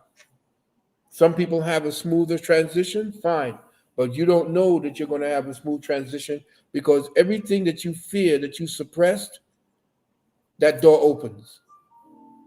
And you might have begin to start seeing demons and things that you have actually created as demons. You don't want that to happen. So when that happens, people are going to hold your hand. People are going to tell you, all right. And you have that peace and harmony comes when you can actually take that journey without worrying about all of the extraneous experiences that you have logged in your memory banks that are released into that experience once you start taking shrooms or any other psychotropic. That was a good answer because Baba Phil and family, listen, we see a lot of folks. You don't realize the conscious community, a lot of them, Baba Phil, are not mentally stable. I don't know what it is about that conscious community, but it's a magnet for folks that are functionally kind of like out there. I'll just say it like that, out there. Yeah. You know, and you know, when you got to go through that screening process. So family, be real careful. Don't just get arrogant and say you're going to take a spaceship of a shroom that's also a time machine, and you're going to gulp down 5 grams because you want to kill your ego, and then you end up in the G building on the funny farm. You know, and this is some real talk, because you know there's people that literally have taken a one-way trip and they never got back. That's right. Yeah, that was very good advice that you shared, Baba. Okay, next thing is let me see. Next question. Uncle Hanky, I wanted to add to veggie back on that is that I did it backwards with my mushrooms. So I was by myself. I was fortunate enough that I didn't consume a lot.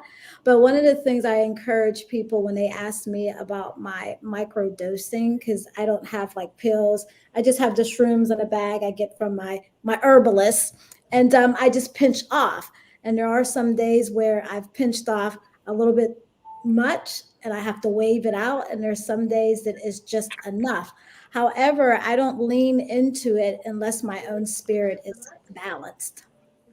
I use it as a tool to go into the next level of consciousness, but I tend to not use it. And I encourage my friends that ask me questions about it to not use it as a replacement for their ascension into their higher consciousness.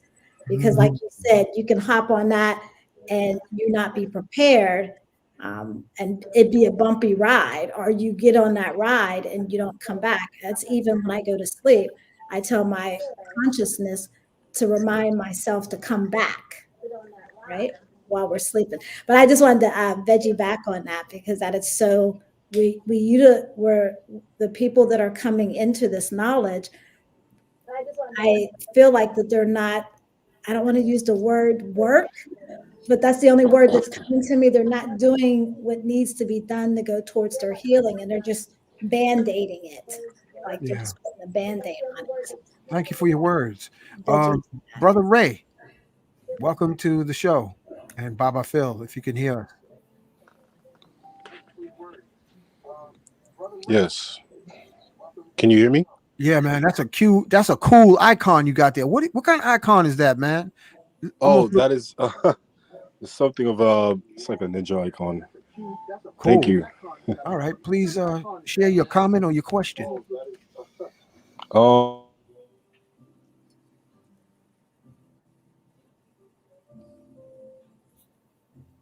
Brother Ray, we couldn't hear you.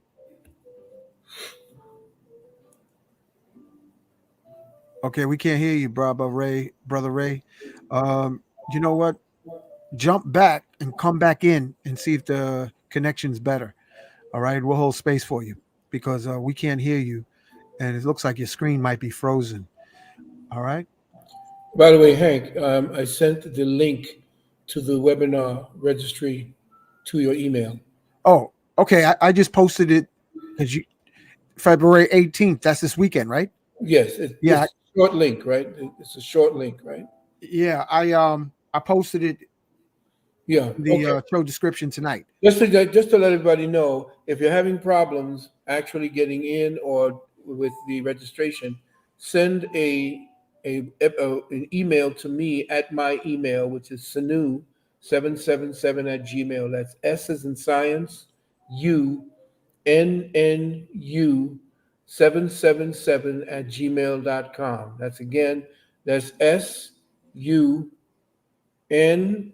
SUNNU 777 @gmail.com, and make sure that in the subject box put in all capital letters webinar in all caps.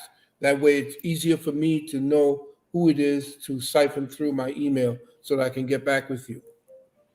Okay, here's a question. The next one. I'm going in this order, family, in the comments. But if you want to expedite your question, you can go through this StreamYard link to be on video, and that would expedite your question, and I just posted the link.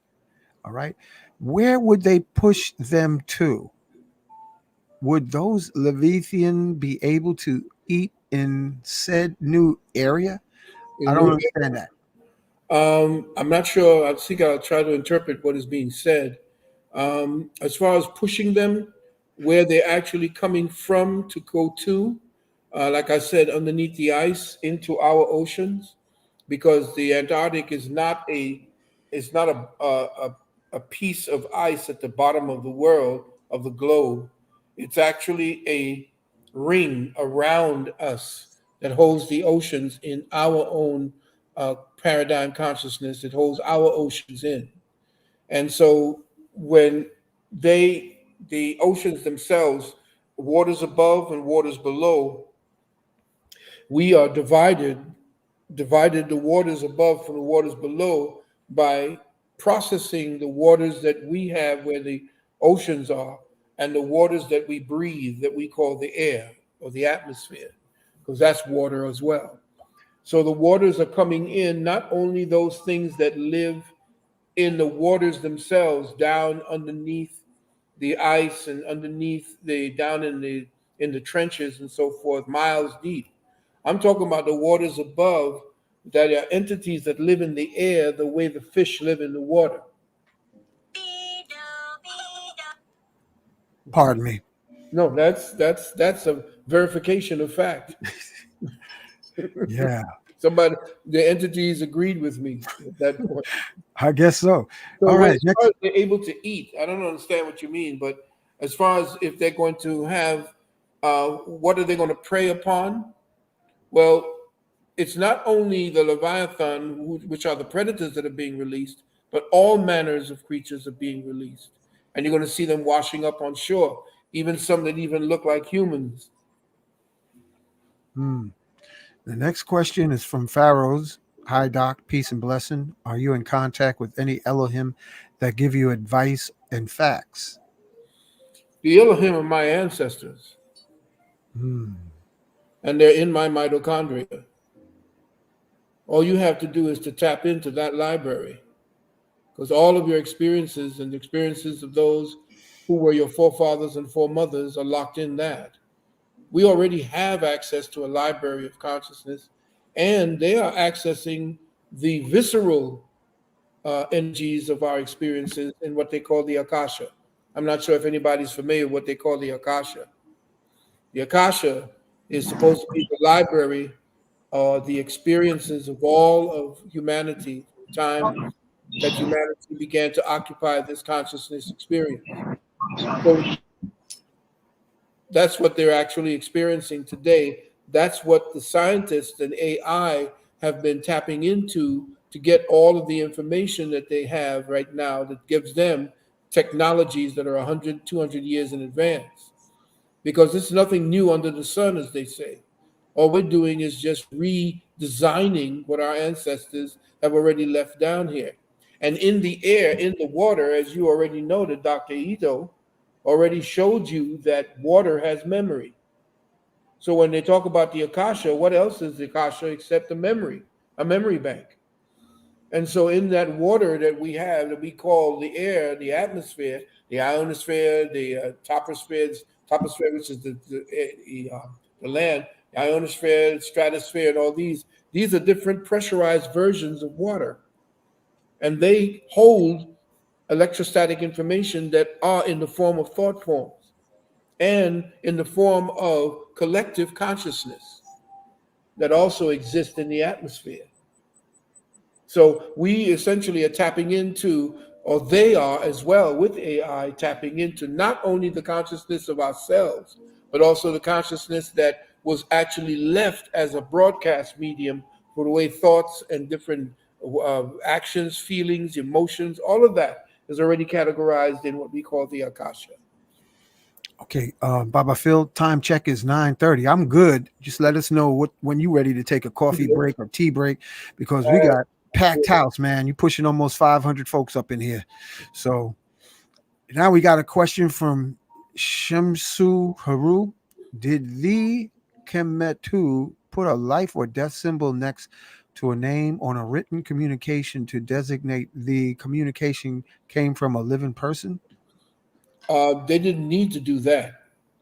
They were in communication with the afterlife, and because there was no such thing as death, and they showed that in the funerary rites. They knew where they were going. So there was no symbol as far as the symbols are concerned.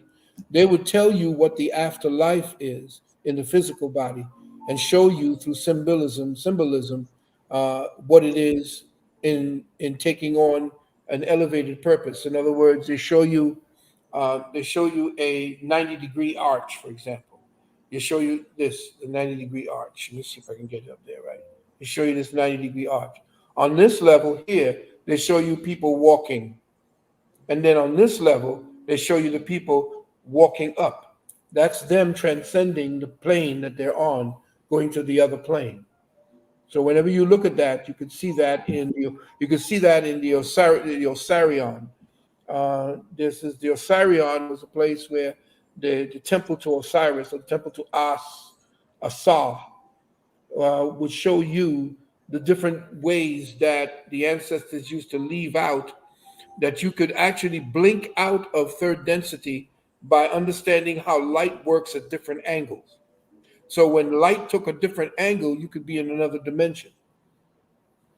That's deep. Which leads to the next question. Is the path to outer space through the oceans? Interesting, because there's no outer space. We're within a collective dome. There are entities that may live outside of the dome within particular areas that they've designated for themselves to operate. But the God that we're looking for is not something that we could see. We are only dealing with elevated entities that are let's say, they are the farmers. They are the nurturers of life. They're the ones that give you your assignments on different pressurized zones of existence. Right now, we're on the third density level, where everything is a lesson plan, where your physical avatar is here to take the particular resonating pressure field here and elevate it so that the consciousness of the human being changes the physical dynamic so that it begins to be able to occupy at a whole other level. Right now, the only reason that you can't get out of here is because we are spiritual super seniors. We're stuck here because we have entities that can't transcend to the next level. They live off of you. They parasite off of you. They feed off of your spiritual energy. So they make sure that you live in fear. They make sure that you're constantly under suffering, because then you exude specific energies that they feed from. The only way you're going to get out of it is if there is a particular change in the spin orientation of the atom that keeps you locked into third density. Once the spin changes, then your consciousness changes, then the very flesh that this particular meat suit is made from has to change, and you don't no longer look the same way as a human being would look. Human beings are nothing more than avatars that are existing in a pressurized zone that's over 16,000 pounds per square inch. Just like if you were to go into the water and try to go down into the trenches, you can't go down looking like this. You got to get into something that will deal with the pressure. Well, this particular physical body deals with third density pressure, which you call the third dimension. So the third density pressure is what this meat suit was made for, but you are stuck here. There is something inside of you that's ready to change the outer envelope to be able to occupy higher resonating fields of consciousness. Right now, you can't. You can only visit. Wow, that's deep. We got a question here. I don't know if you're going to take on this one because I'm trying to interpret it. I was born 98, April 1st in Mississippi. Any idea what tribe could be from and the power behind my zodiac? I would say that you're Yamasi, Yamakra. Look up Yamasi, the tribe Yamasi. And I would not put too much into the zodiac of the white man. He took one out. There are 13 signs to the zodiac. The one that he took out had to do with Jehudi. Wow. So he was slick. He knew that Jehudi was the alchemist. He knew that Jehudi was the one to free up the minds of the people. So he took it out. They call it Ephiusius. The Greeks called it Ephiusius. But Ephiusius, it was the alchemist. And the alchemist and the one who deals with changing the nature of consciousness was Jehudi. Very deep. Here's another one. How much of our current chaotic experience here in North America is a result of the residue from Operation Paperclip? Are we being covertly governed by the offspring of Operation Paperclip? Very good. Excellent question. Yes, Operation Paperclip brought over about 136 scientists, including Werner von Braun, who was the rocket scientist for the Germans. And when he brought over his scientists, they brought over Hitler as well. Hitler was flown out of Germany by a female pilot, he and Eva Braun, and they were brought to the Vatican. And there he was taught the methodologies and the rituals of how the priests say mass. From there, he and Eva was sent to South America for a bit. And then later on, he was brought into Maryland, where he lived most of his life. Hitler died at the age of 110, I think. Wow. Reality is stranger than fiction. Yeah, and it's funny because the one who did that was, his name, I believe, was Stempfler. I'm not sure, but he was Hitler's bodyguard. And the writer who revealed this fell in love with his daughter. And once he got hold of that information and he found out that the guy was sincere with his daughter, he revealed all the dirt. He even told who it is that killed Tesla. It was the person that they called George Bush, first senior. His name was actually George Scherf, and he was a member of the Hitler Youth. And George Scherf came over to this person named Prescott Bush, and he was adopted because Prescott Bush was actually running the bank for the Nazis before it became illegal. And what happened was they wrote I don't know if you ever saw this thing about this monkey called Curious George. I remember that being in a book. Right. Well, that's what Tesla used to call George Bush, because George Bush was tasked with getting into his laboratory and stealing as much information from Tesla as he could.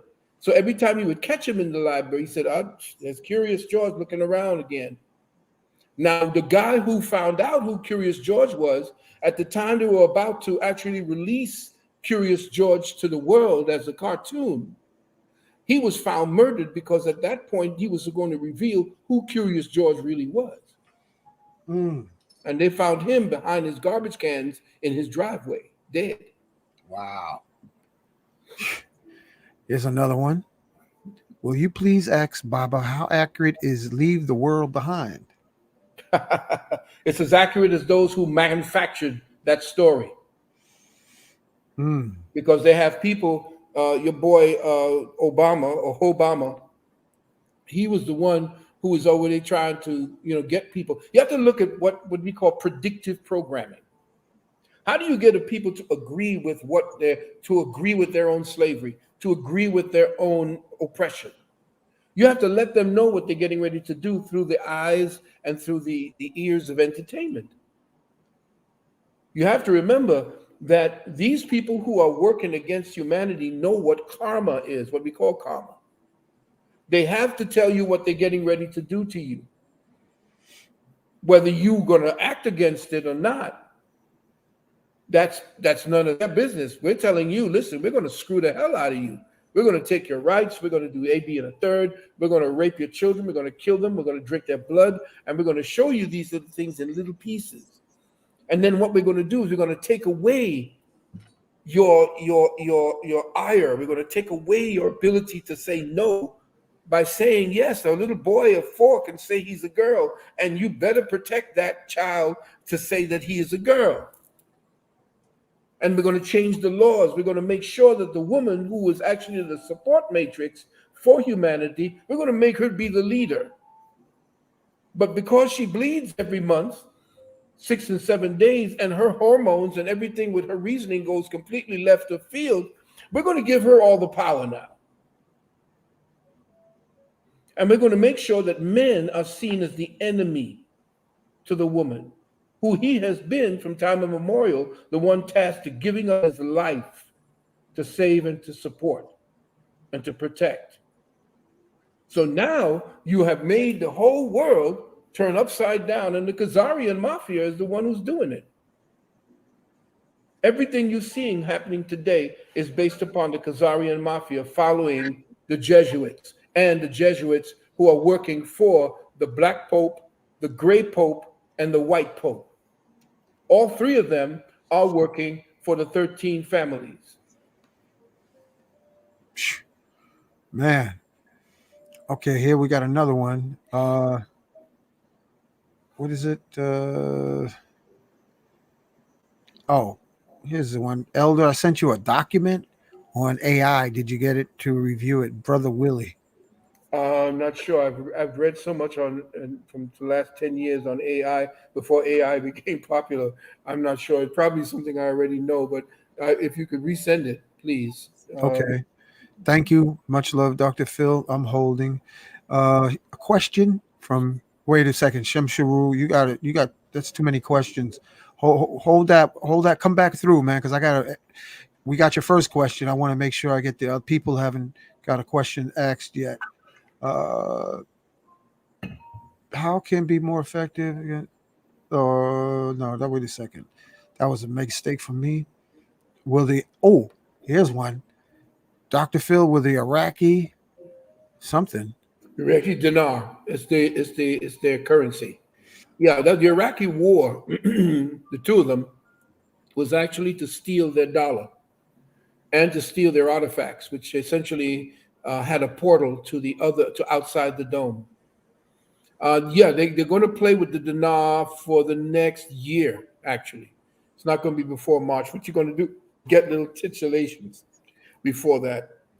But I'd say it'll be of another year or so, because right now the cryptocurrency has to be incorporated to actually get the liquidity that will support the dinar.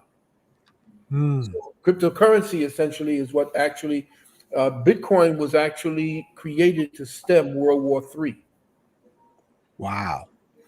So when that happened, now Wall Street had a little game that they could play with based on them going outside of the present field that has us trapped. We, the regular people who have our bank, have our bank accounts, since it's in a bank, it doesn't belong to us. We just have our names on it, and we're just renting space in the bank. And they can actually take your money to balance their books. So some people can't actually go and actually get their money out of banks, which is why I'm telling everybody to make sure that if you have enough, if you have, say, for instance, you're dealing with automatic debits for bills and so forth, leave enough in the banks that you have, that you're dealing with, so that your bills can be paid, but take all of your extraneous cash that you can use and actually put that into the future of what money is going to be.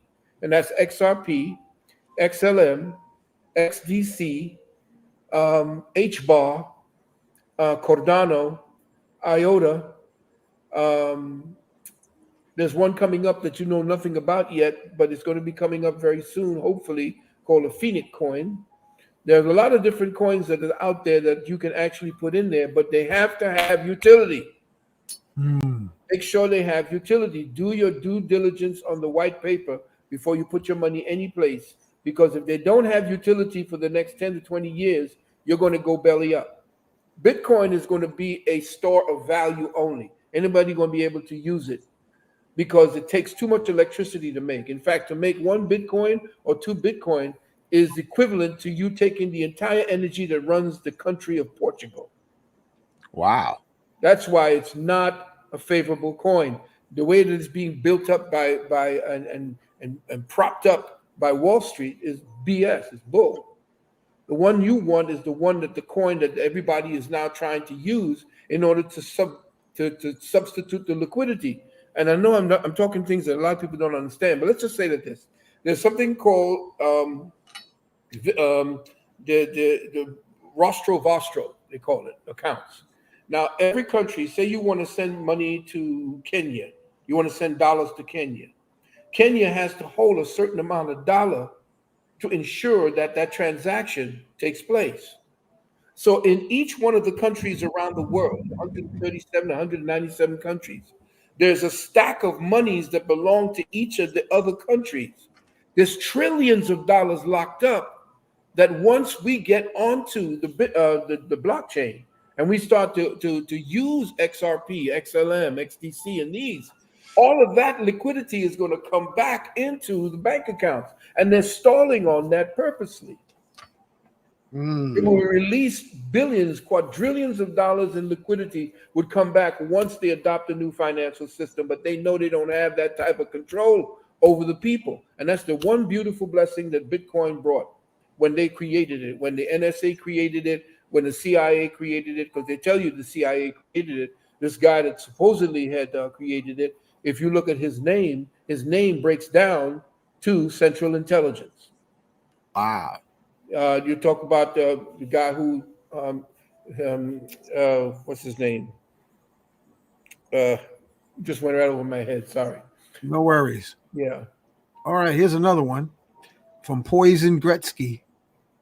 Hey, brother Phil Valentine, you don't know how great it is to see you still evolving. I will be speaking at a Web3 conference called NFT NYC in April.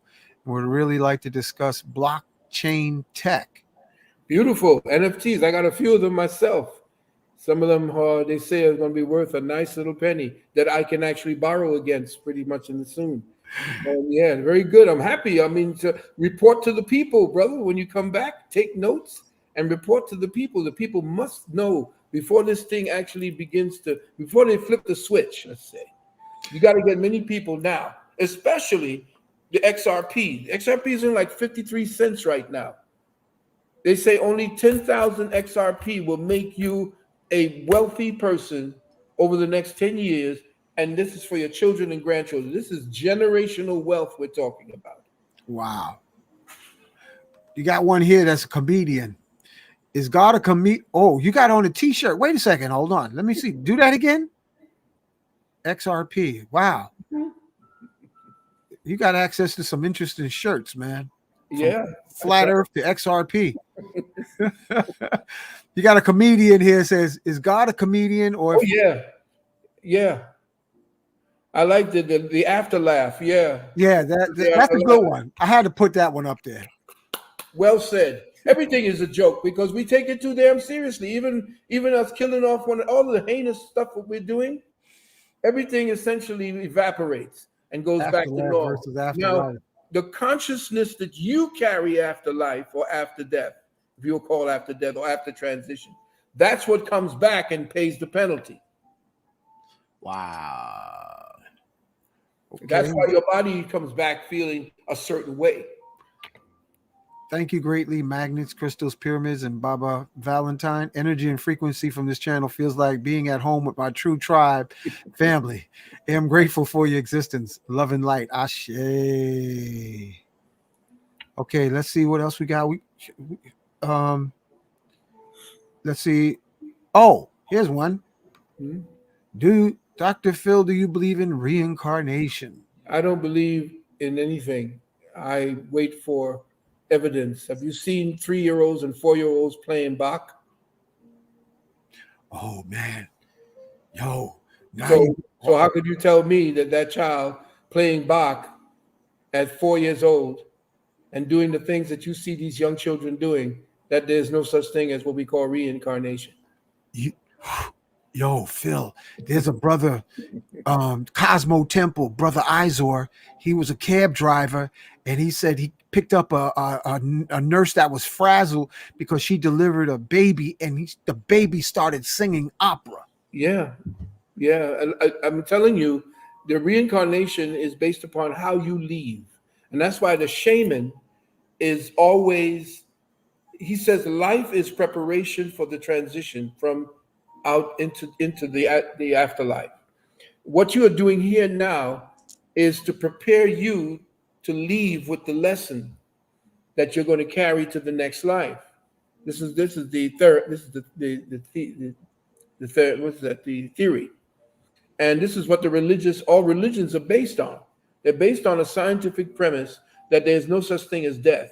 If you can see the trees change based upon the atmosphere and the particular weather patterns that we see, or what we call seasons, and what do you do with your food? You season it, don't you? You got that right. Right. So you change the flavors. So the atmosphere changes flavors from what we call warm, this, and so forth. And everything looks like it's dead in what we call winter time. That's why white was always seen as death. That's why when the white man came, they said death was walking, actually had legs and could walk now. Wow. So when you're looking at the change in seasons, you're saying that there's a transitional phase where you see that something looks like it's dead. The leaves fall off. The damn thing doesn't have a leaf. It's no longer green. And all of a sudden, what happens? As soon as you change the vibration in the air, what happens? Comes back to life. That's the study that they're doing right now in making sure that people don't ever die anymore. All right, this is my question, and a kind of like a comment. Is it my imagination or are people's pets getting smarter? Well, being around, it's called consciousness and intelligence by association. Oh man. Yeah. Because I'm going through a trip with my cat, man. It's like he's looking at me like, yeah, I'm waking up, man. No, cats have always been awake.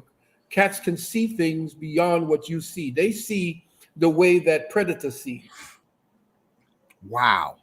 Okay, they can see entities, just like little children can see entities because their brain has not been glazed over with the experiences of life, all of the doubts that we have been taught in life. Children see, and that's why your Jesus in the Bible said, "You cannot enter the kingdom unless you be as little children."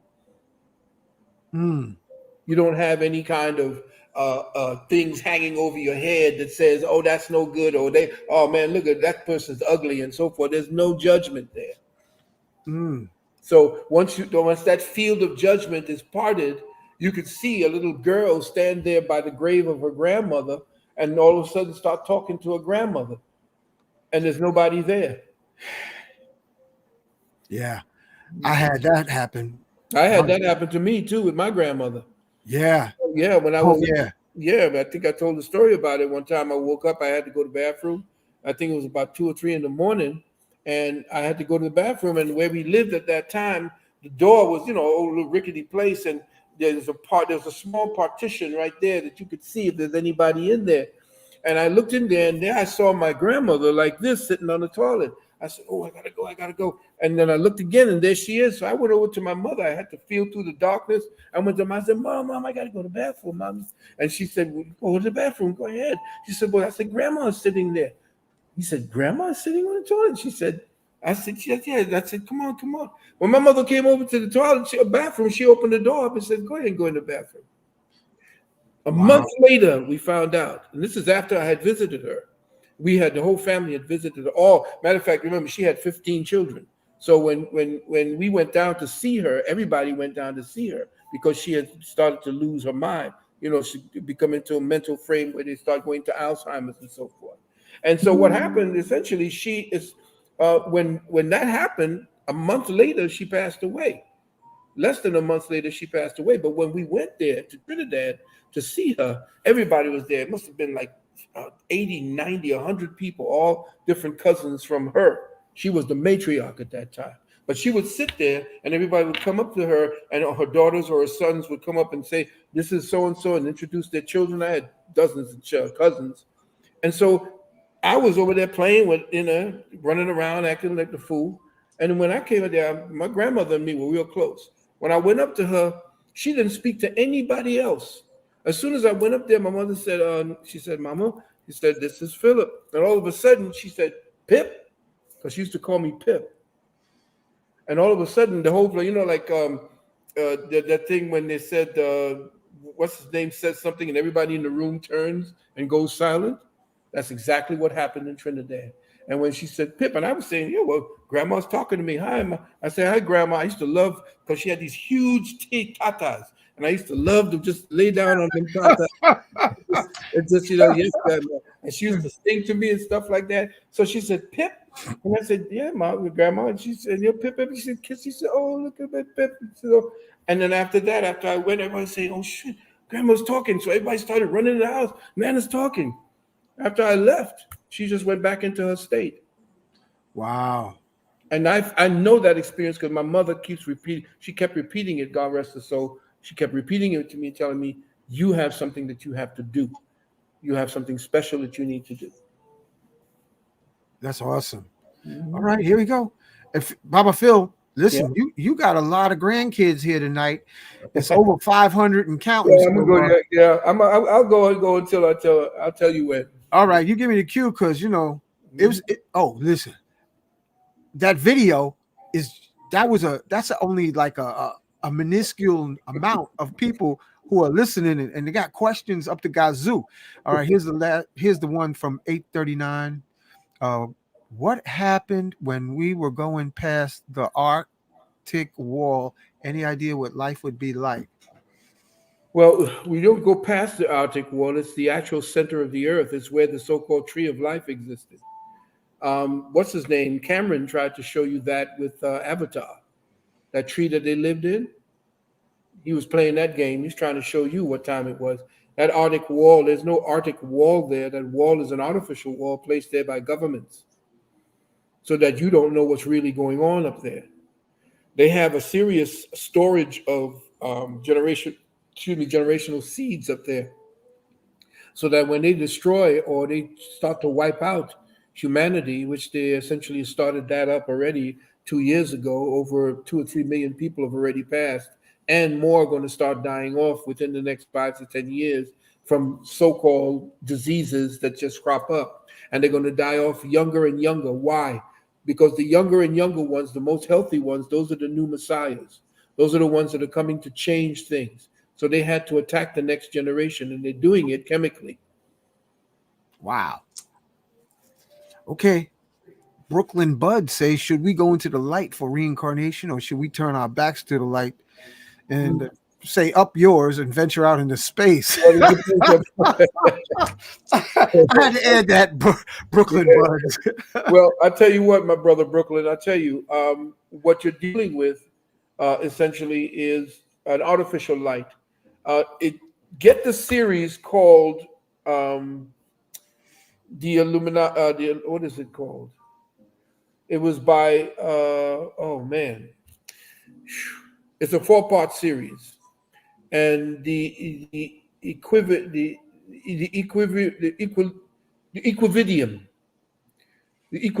Get that particular. It's a 4-part series that was written by a man who was called the Matrix series. Matrix 1, 2, 3, and 4. The Matrix series was by somebody out there. Help me out. It's been so long. He spoke about the fact that there are alien type technologies that are trapping soul energies, and soul energy can actually run some of these technologies that they have, and that they're using the spark of the life forces that would take on human form. They're using them as energies. They're trapping them in that same light. That's a false light. So you have to be so spiritually advanced to know which one is the artificial light and which one is the true light that you're following, which essentially is the light that comes from within, not the light from without. And that's the trick. You're not trained to understand that the light within is your guide. not the one that they're causing you to go into the light, so that you, by tracking into the light, has signed at the bottom line and says, I'm going to give my energy over to whomever it is that created this light. Because you're not going to be reincarnated. You will be reincarnated into an energy pattern that they're using for their own gain. That's good. Here's another one. Can we use an eye mask to create blackness? No, because your skin will automatically feel if there's anything out there. Remember, the melanin is actually a consciousness. Melanin is an intelligence. It's not just the color of your skin. The darker you are, the more you are tapped into the dark matter consciousness that is the dark from which the light came. But to see, the light had to go back into the darkness in order to find itself. You can't come out of the darkness and be out there by yourself without going back into the darkness to know who the hell you are. And that's why humanity was pitch black, and they radiated a certain color of the spectrum, which is where they were in third density. What you call your chakra colors were actually the colors that were based in the emotions and the place that you had placed your consciousness for you to have a conscious experience. So the colors in the heart, the colors in the head, the colors at the base of the spine, all these so-called resonating colors were actually the way that you were bending the light that actually gave you a particular pattern of consciousness. So your melanin, you got everything that you need to actually access anything that you would want to access. It's just that you don't eat everything. They put a special kind of food in your community that locks down your ability to access all that information that's locked up in your melanin. Because what is melanin? Melanin is the intelligence of the hydrogen atom. Wow. Melanin is the intelligence of the hydrogen atom, because the hydrogen atom is the one that imitates the one in every level of consciousness. Wow. Special acknowledgement to Dr. Gabriel Yibo, man. Yeah. Woo! I love that, boy. This is Star Trek and Star Wars next level. Here's our next question. Love and light to you both. Is this the time to leave the states, or is it time to stay still and build up resources to maintain our well-being until we move into a new Earth? That's a good question. Right now, it's going to be a war. No matter where you go, there you are. It doesn't matter where you go on this plane. Everybody's going to be affected. It's a resonating field. It's just like you see. Have you ever been on shore and somebody come by with a speedboat on the water, and all of a sudden you start feeling the wake? So no matter where you go, beloved, you're going to be dealing with some form of repercussion. Now, the repercussions in the inner cities are going to be much greater. Why? Because that's where most of the density of people are. And it's going to be a definite conflagration between the people that they're coming in to the southern borders. These people are not just people. Listen, the Guatemalans the black Guatemalans are being forced to stay away from the pathway through Mexico, because Mexico is extremely racist. The black Guatemalans are not allowed to come through there. Oh yeah, I heard about Mexicans being racist. Yeah, they're super racist down there. The hierarchy, and they know they were black Mexicans. They knew that all Mex. They knew who they were. The people that are the Mexicans, they are transplants. They were placed there after the indigenous peoples, the black indigenous peoples of the Americas, were wiped out. They were brought there as slave labor. And the people that you see that are the Mayans came from the southern tip of India and came down through the southern coast of Africa, and then took that particular surfing. There's a current that runs you straight into the Gulf of Mexico. Why do you think the name of King Tut's mother was Maya? Why do you think the name of the Mayans, essentially, where do you think that came from? Where do you think that the black with straight hair? Where do you think that came from? Remember, the black people that you see in the southern part, the ones they call the Dalits, they came out of Kush, just like everybody from Kemet came out of Kush. Kush, or Ethiopia, what we call it, that was the mother.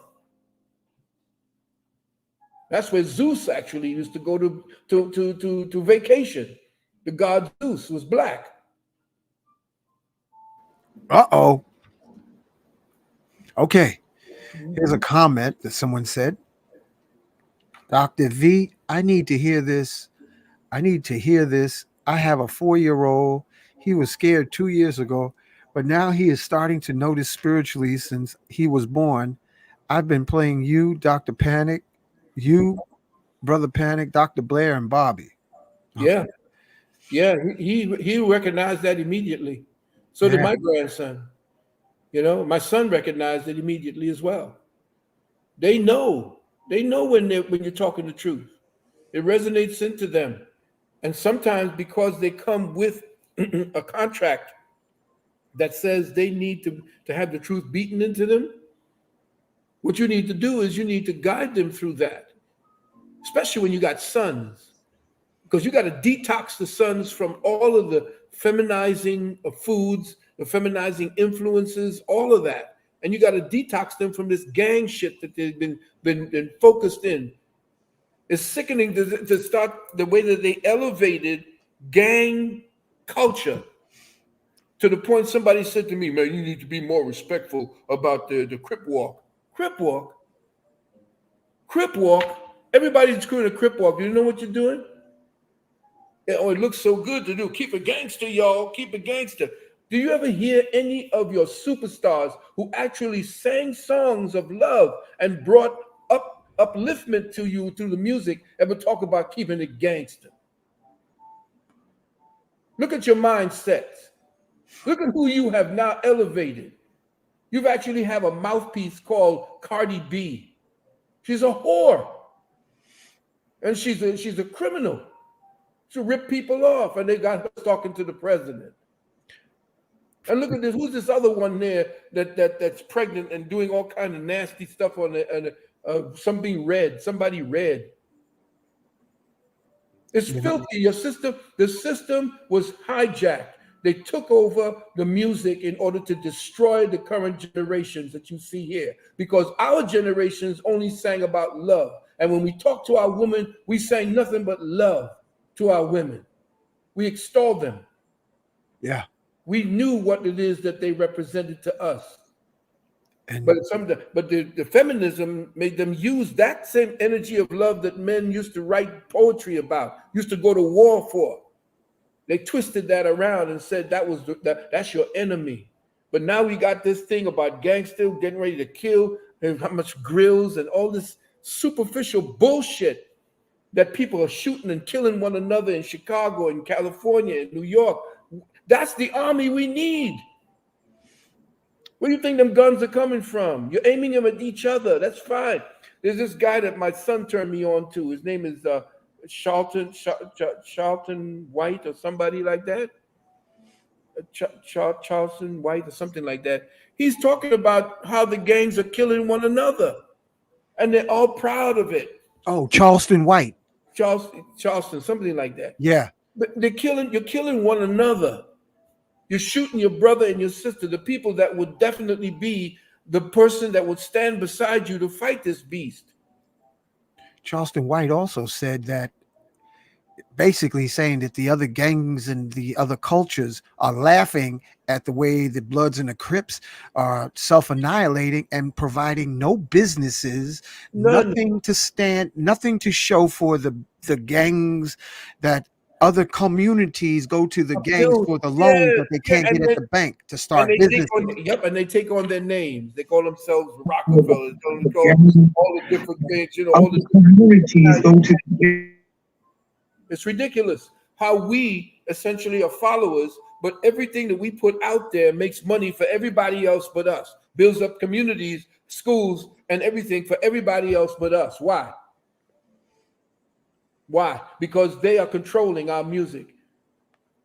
Prison industrial complex owns the music.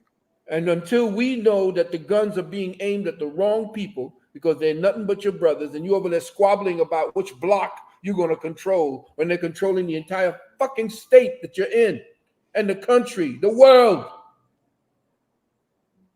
You worried about a block and what color somebody's looking, and you want to kill somebody because they have a different color than you. Think about that, family. If you're even listening into this, you can't respect gang culture, because gang is about, okay, I know what is gang. I'm going to tell you what a gang is. A gang is those who are in power, destroys the male in the culture, who is supposed to have been raised to be providers and protectors. What you do is you take away their ability to become providers and protectors, and then you turn them into predators. You put the drugs in the community, you take out the ability for them to get a good education, you take out abilities for them to have certain things and say to them, well, you know, you got to be definitely pull yourself up by your bootstraps. Well, what? Give me back my boots. You took my boots and the straps, God damn it. So now we are here fighting one another. And here you have Freeway Willie and everybody pushing drugs for Clinton and the rest of these bastards. And they kill how many people are just dying in the streets. Ain't nobody was talking about how the Italians were killing one another in the streets when they were gang banging. But they elevated them to heroes. Godfather movie was somebody, that's so classical. Oh, Bronx Tale. Perfect. Goodfellas. Oh, grew up on that. Oh man, there was some heroes. Even having our young people naming themselves after these goddamn criminals who were killing on one another. So they go ahead and imitate and start killing on one another, and they say, "Oh, look at the black community. Oh, look at them just killing one another. They're committing all the crime. Fuck you. You know goddamn well what you're doing to our children. You kill off our leaders so we can't lead them to make sure that they understand who they are. You take away the history and give us twistery through all this crap you start putting out there in the movies and then teaching them in the education system. You put the kind of food in the community that would destroy their abilities and their sense of right and wrong. And then you flood in the guns. They don't make no guns in the hood. They don't make fentanyl either. Yeah, they don't make the cocaine, and they make the crack. And then this bastard is now the president. He has a law. He sets a law that incarcerated more men than women. This same piece of shit that's sitting inside of the White House today, who was part of the goddamn Klan that you black folks put in there. Okay, here we go. It's after 10 p.m. Do you know where your mind is? Go for a few more minutes. We go for another 15. Okay.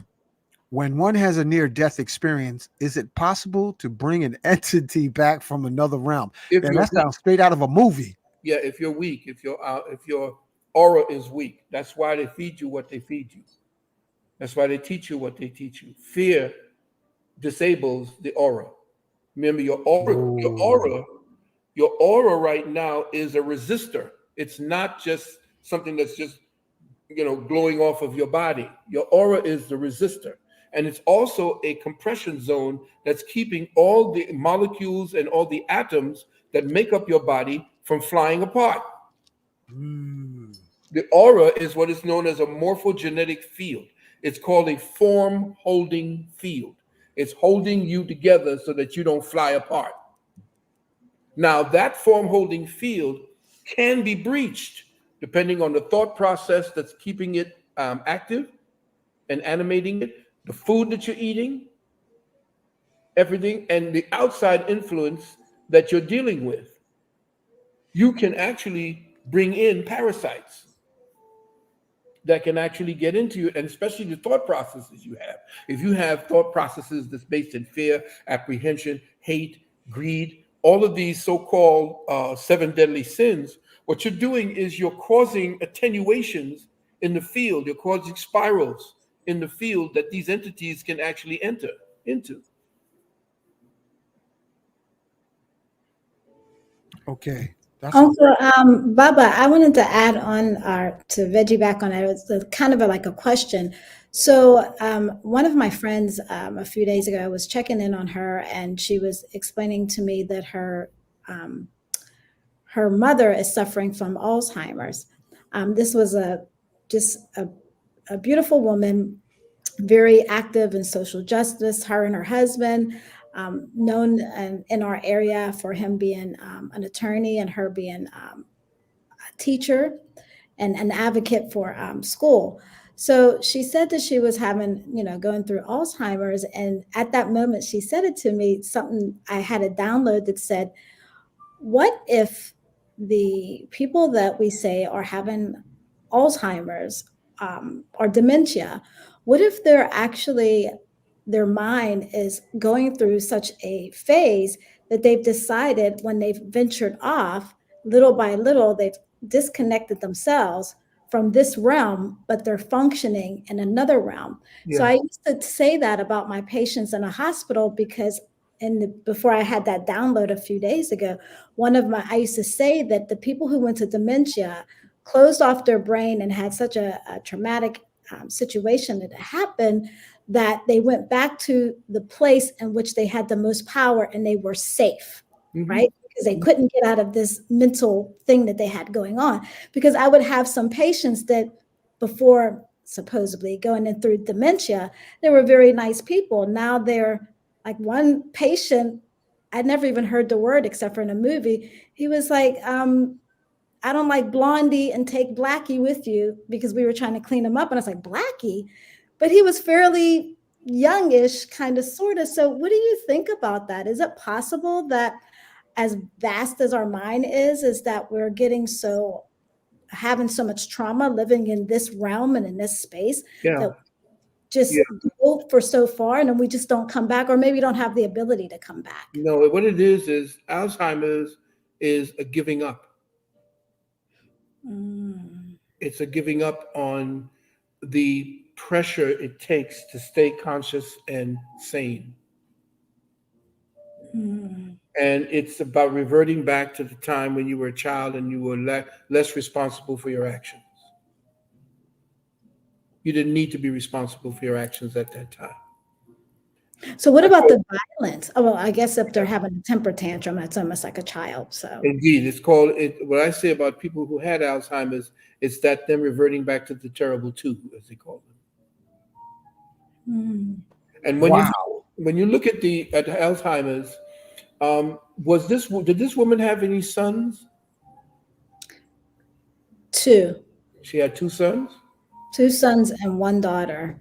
And I'm trying to figure out why that she would have Alzheimer's, because usually when a woman has a son that is being created in her body, the son begins to create a particular hormone that is secreted into the mother so that the mother's body does not eject him, because he's completely different from her. And anything that's different from your body automatically attacks and rejects. But the boy child secretes an enzyme and a hormone that goes directly to her brain that circumvents her ability to even fall into any kind of Alzheimer's condition. So it didn't happen till her husband died. Like her husband died a year before, and then all of a sudden just. Okay, so that's what I'm saying. Her support mechanism that gave her the strength, she now said to hell with it because she was beholding to him. But I'm saying that boys actually are the ones, when you have sons, it precludes your ability it causes mothers to not be susceptible to Alzheimer's unless something traumatic happens.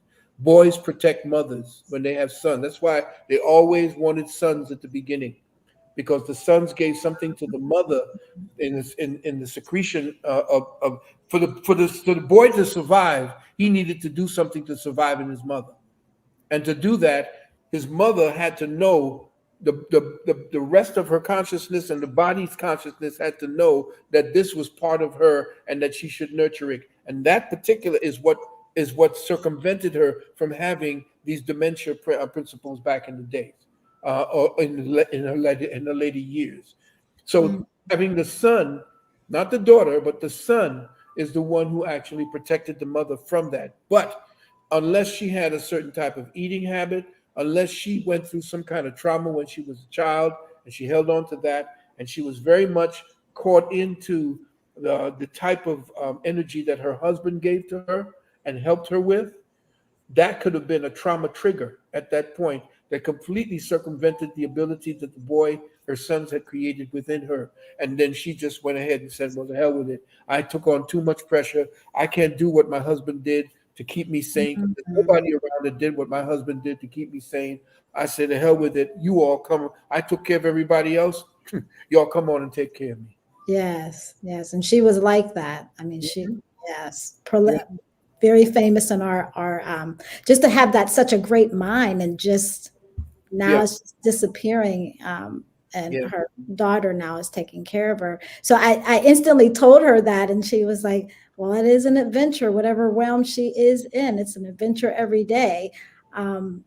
Yeah, it's Yeah. So, interesting. well, like I said, it's a withdrawal process. It's a giving up on the responsibility of staying conscious and sane in the capacity to be conscious and sane.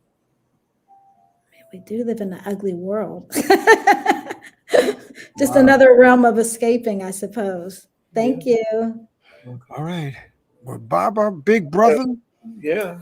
So we're gonna this was awesome. We got to do this more often, man. yeah. Down the line, I'd love to do that. Yeah. Again, for those of you who are having problems, I would suggest that this particular webinar has everything you need. Take notes. Don't eat too heavily. It's going to go on for about 11 hours. There will be breaks in between, music breaks for about a minute, 2, 3 minutes for you to run and go to the bathroom and so forth. But you do have permission to take notes, even to take pictures of some of the frames that are there, but to rebroadcast them in any way definitely will bring in legal ramifications. And you will have to meet with my private attorney general, who is no joke. And the situations, if you again are having any problems, if you want to deal with not being able to, you know, then make sure that you can call 800-847-1291. That's 800-847-1291. Please do not leave a soliloquy or your life's purpose and everything that's happening.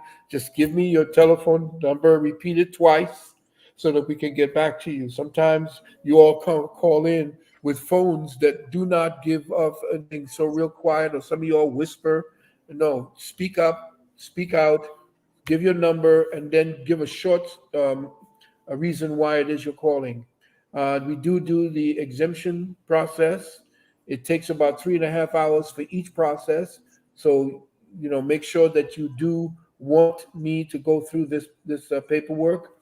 If you want to give a little gift, we do have our kemetearth@gmail.com. That's KEMETEARTH@gmail.com.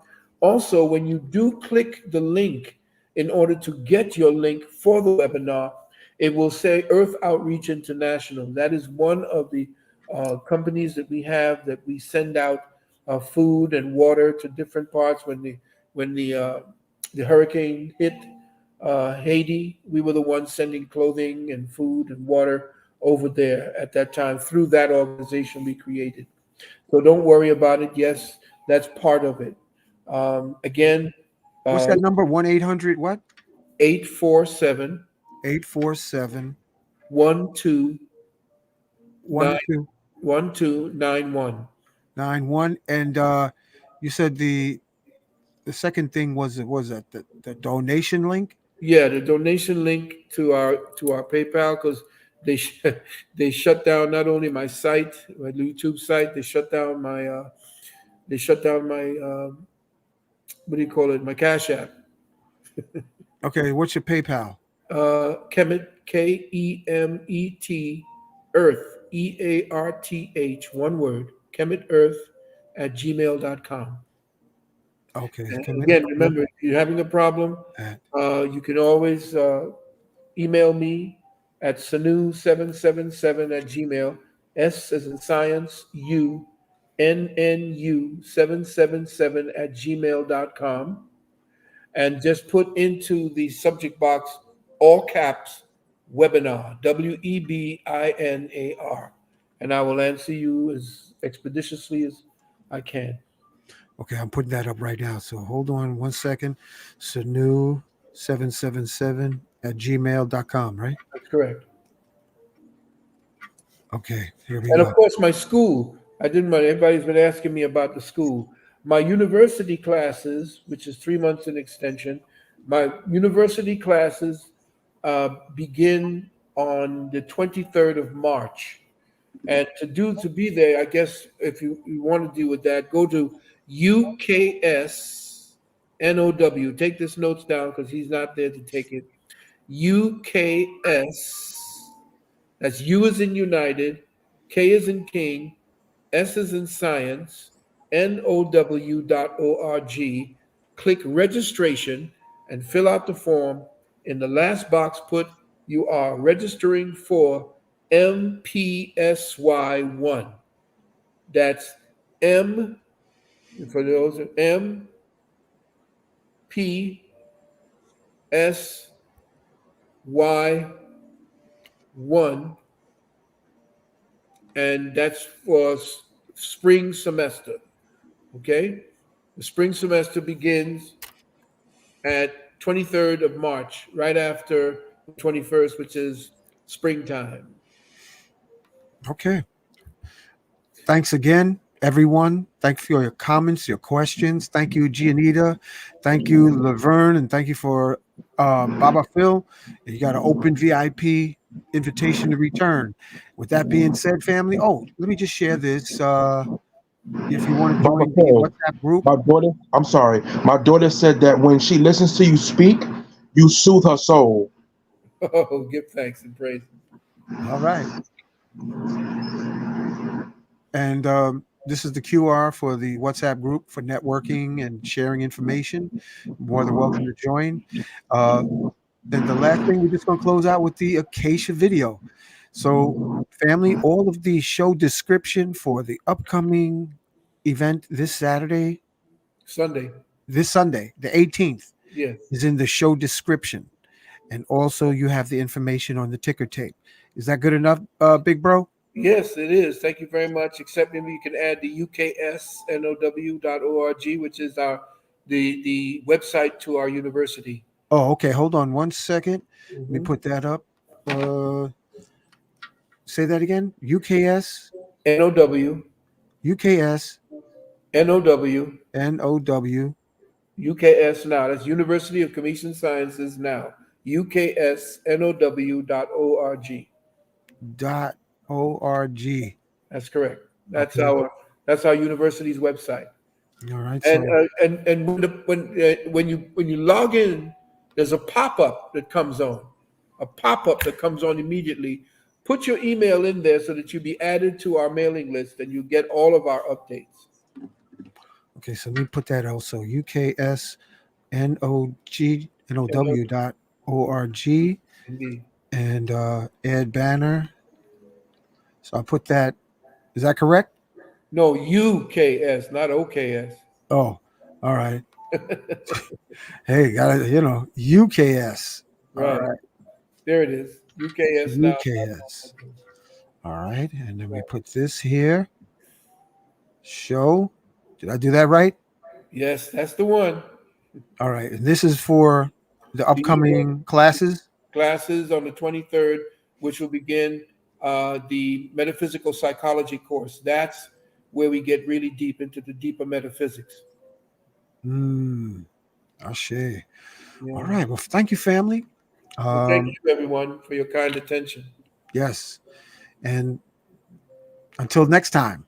Yes. We have a digital fireside with Baba Phil in your living room or your bedroom or your office or on your cell phone.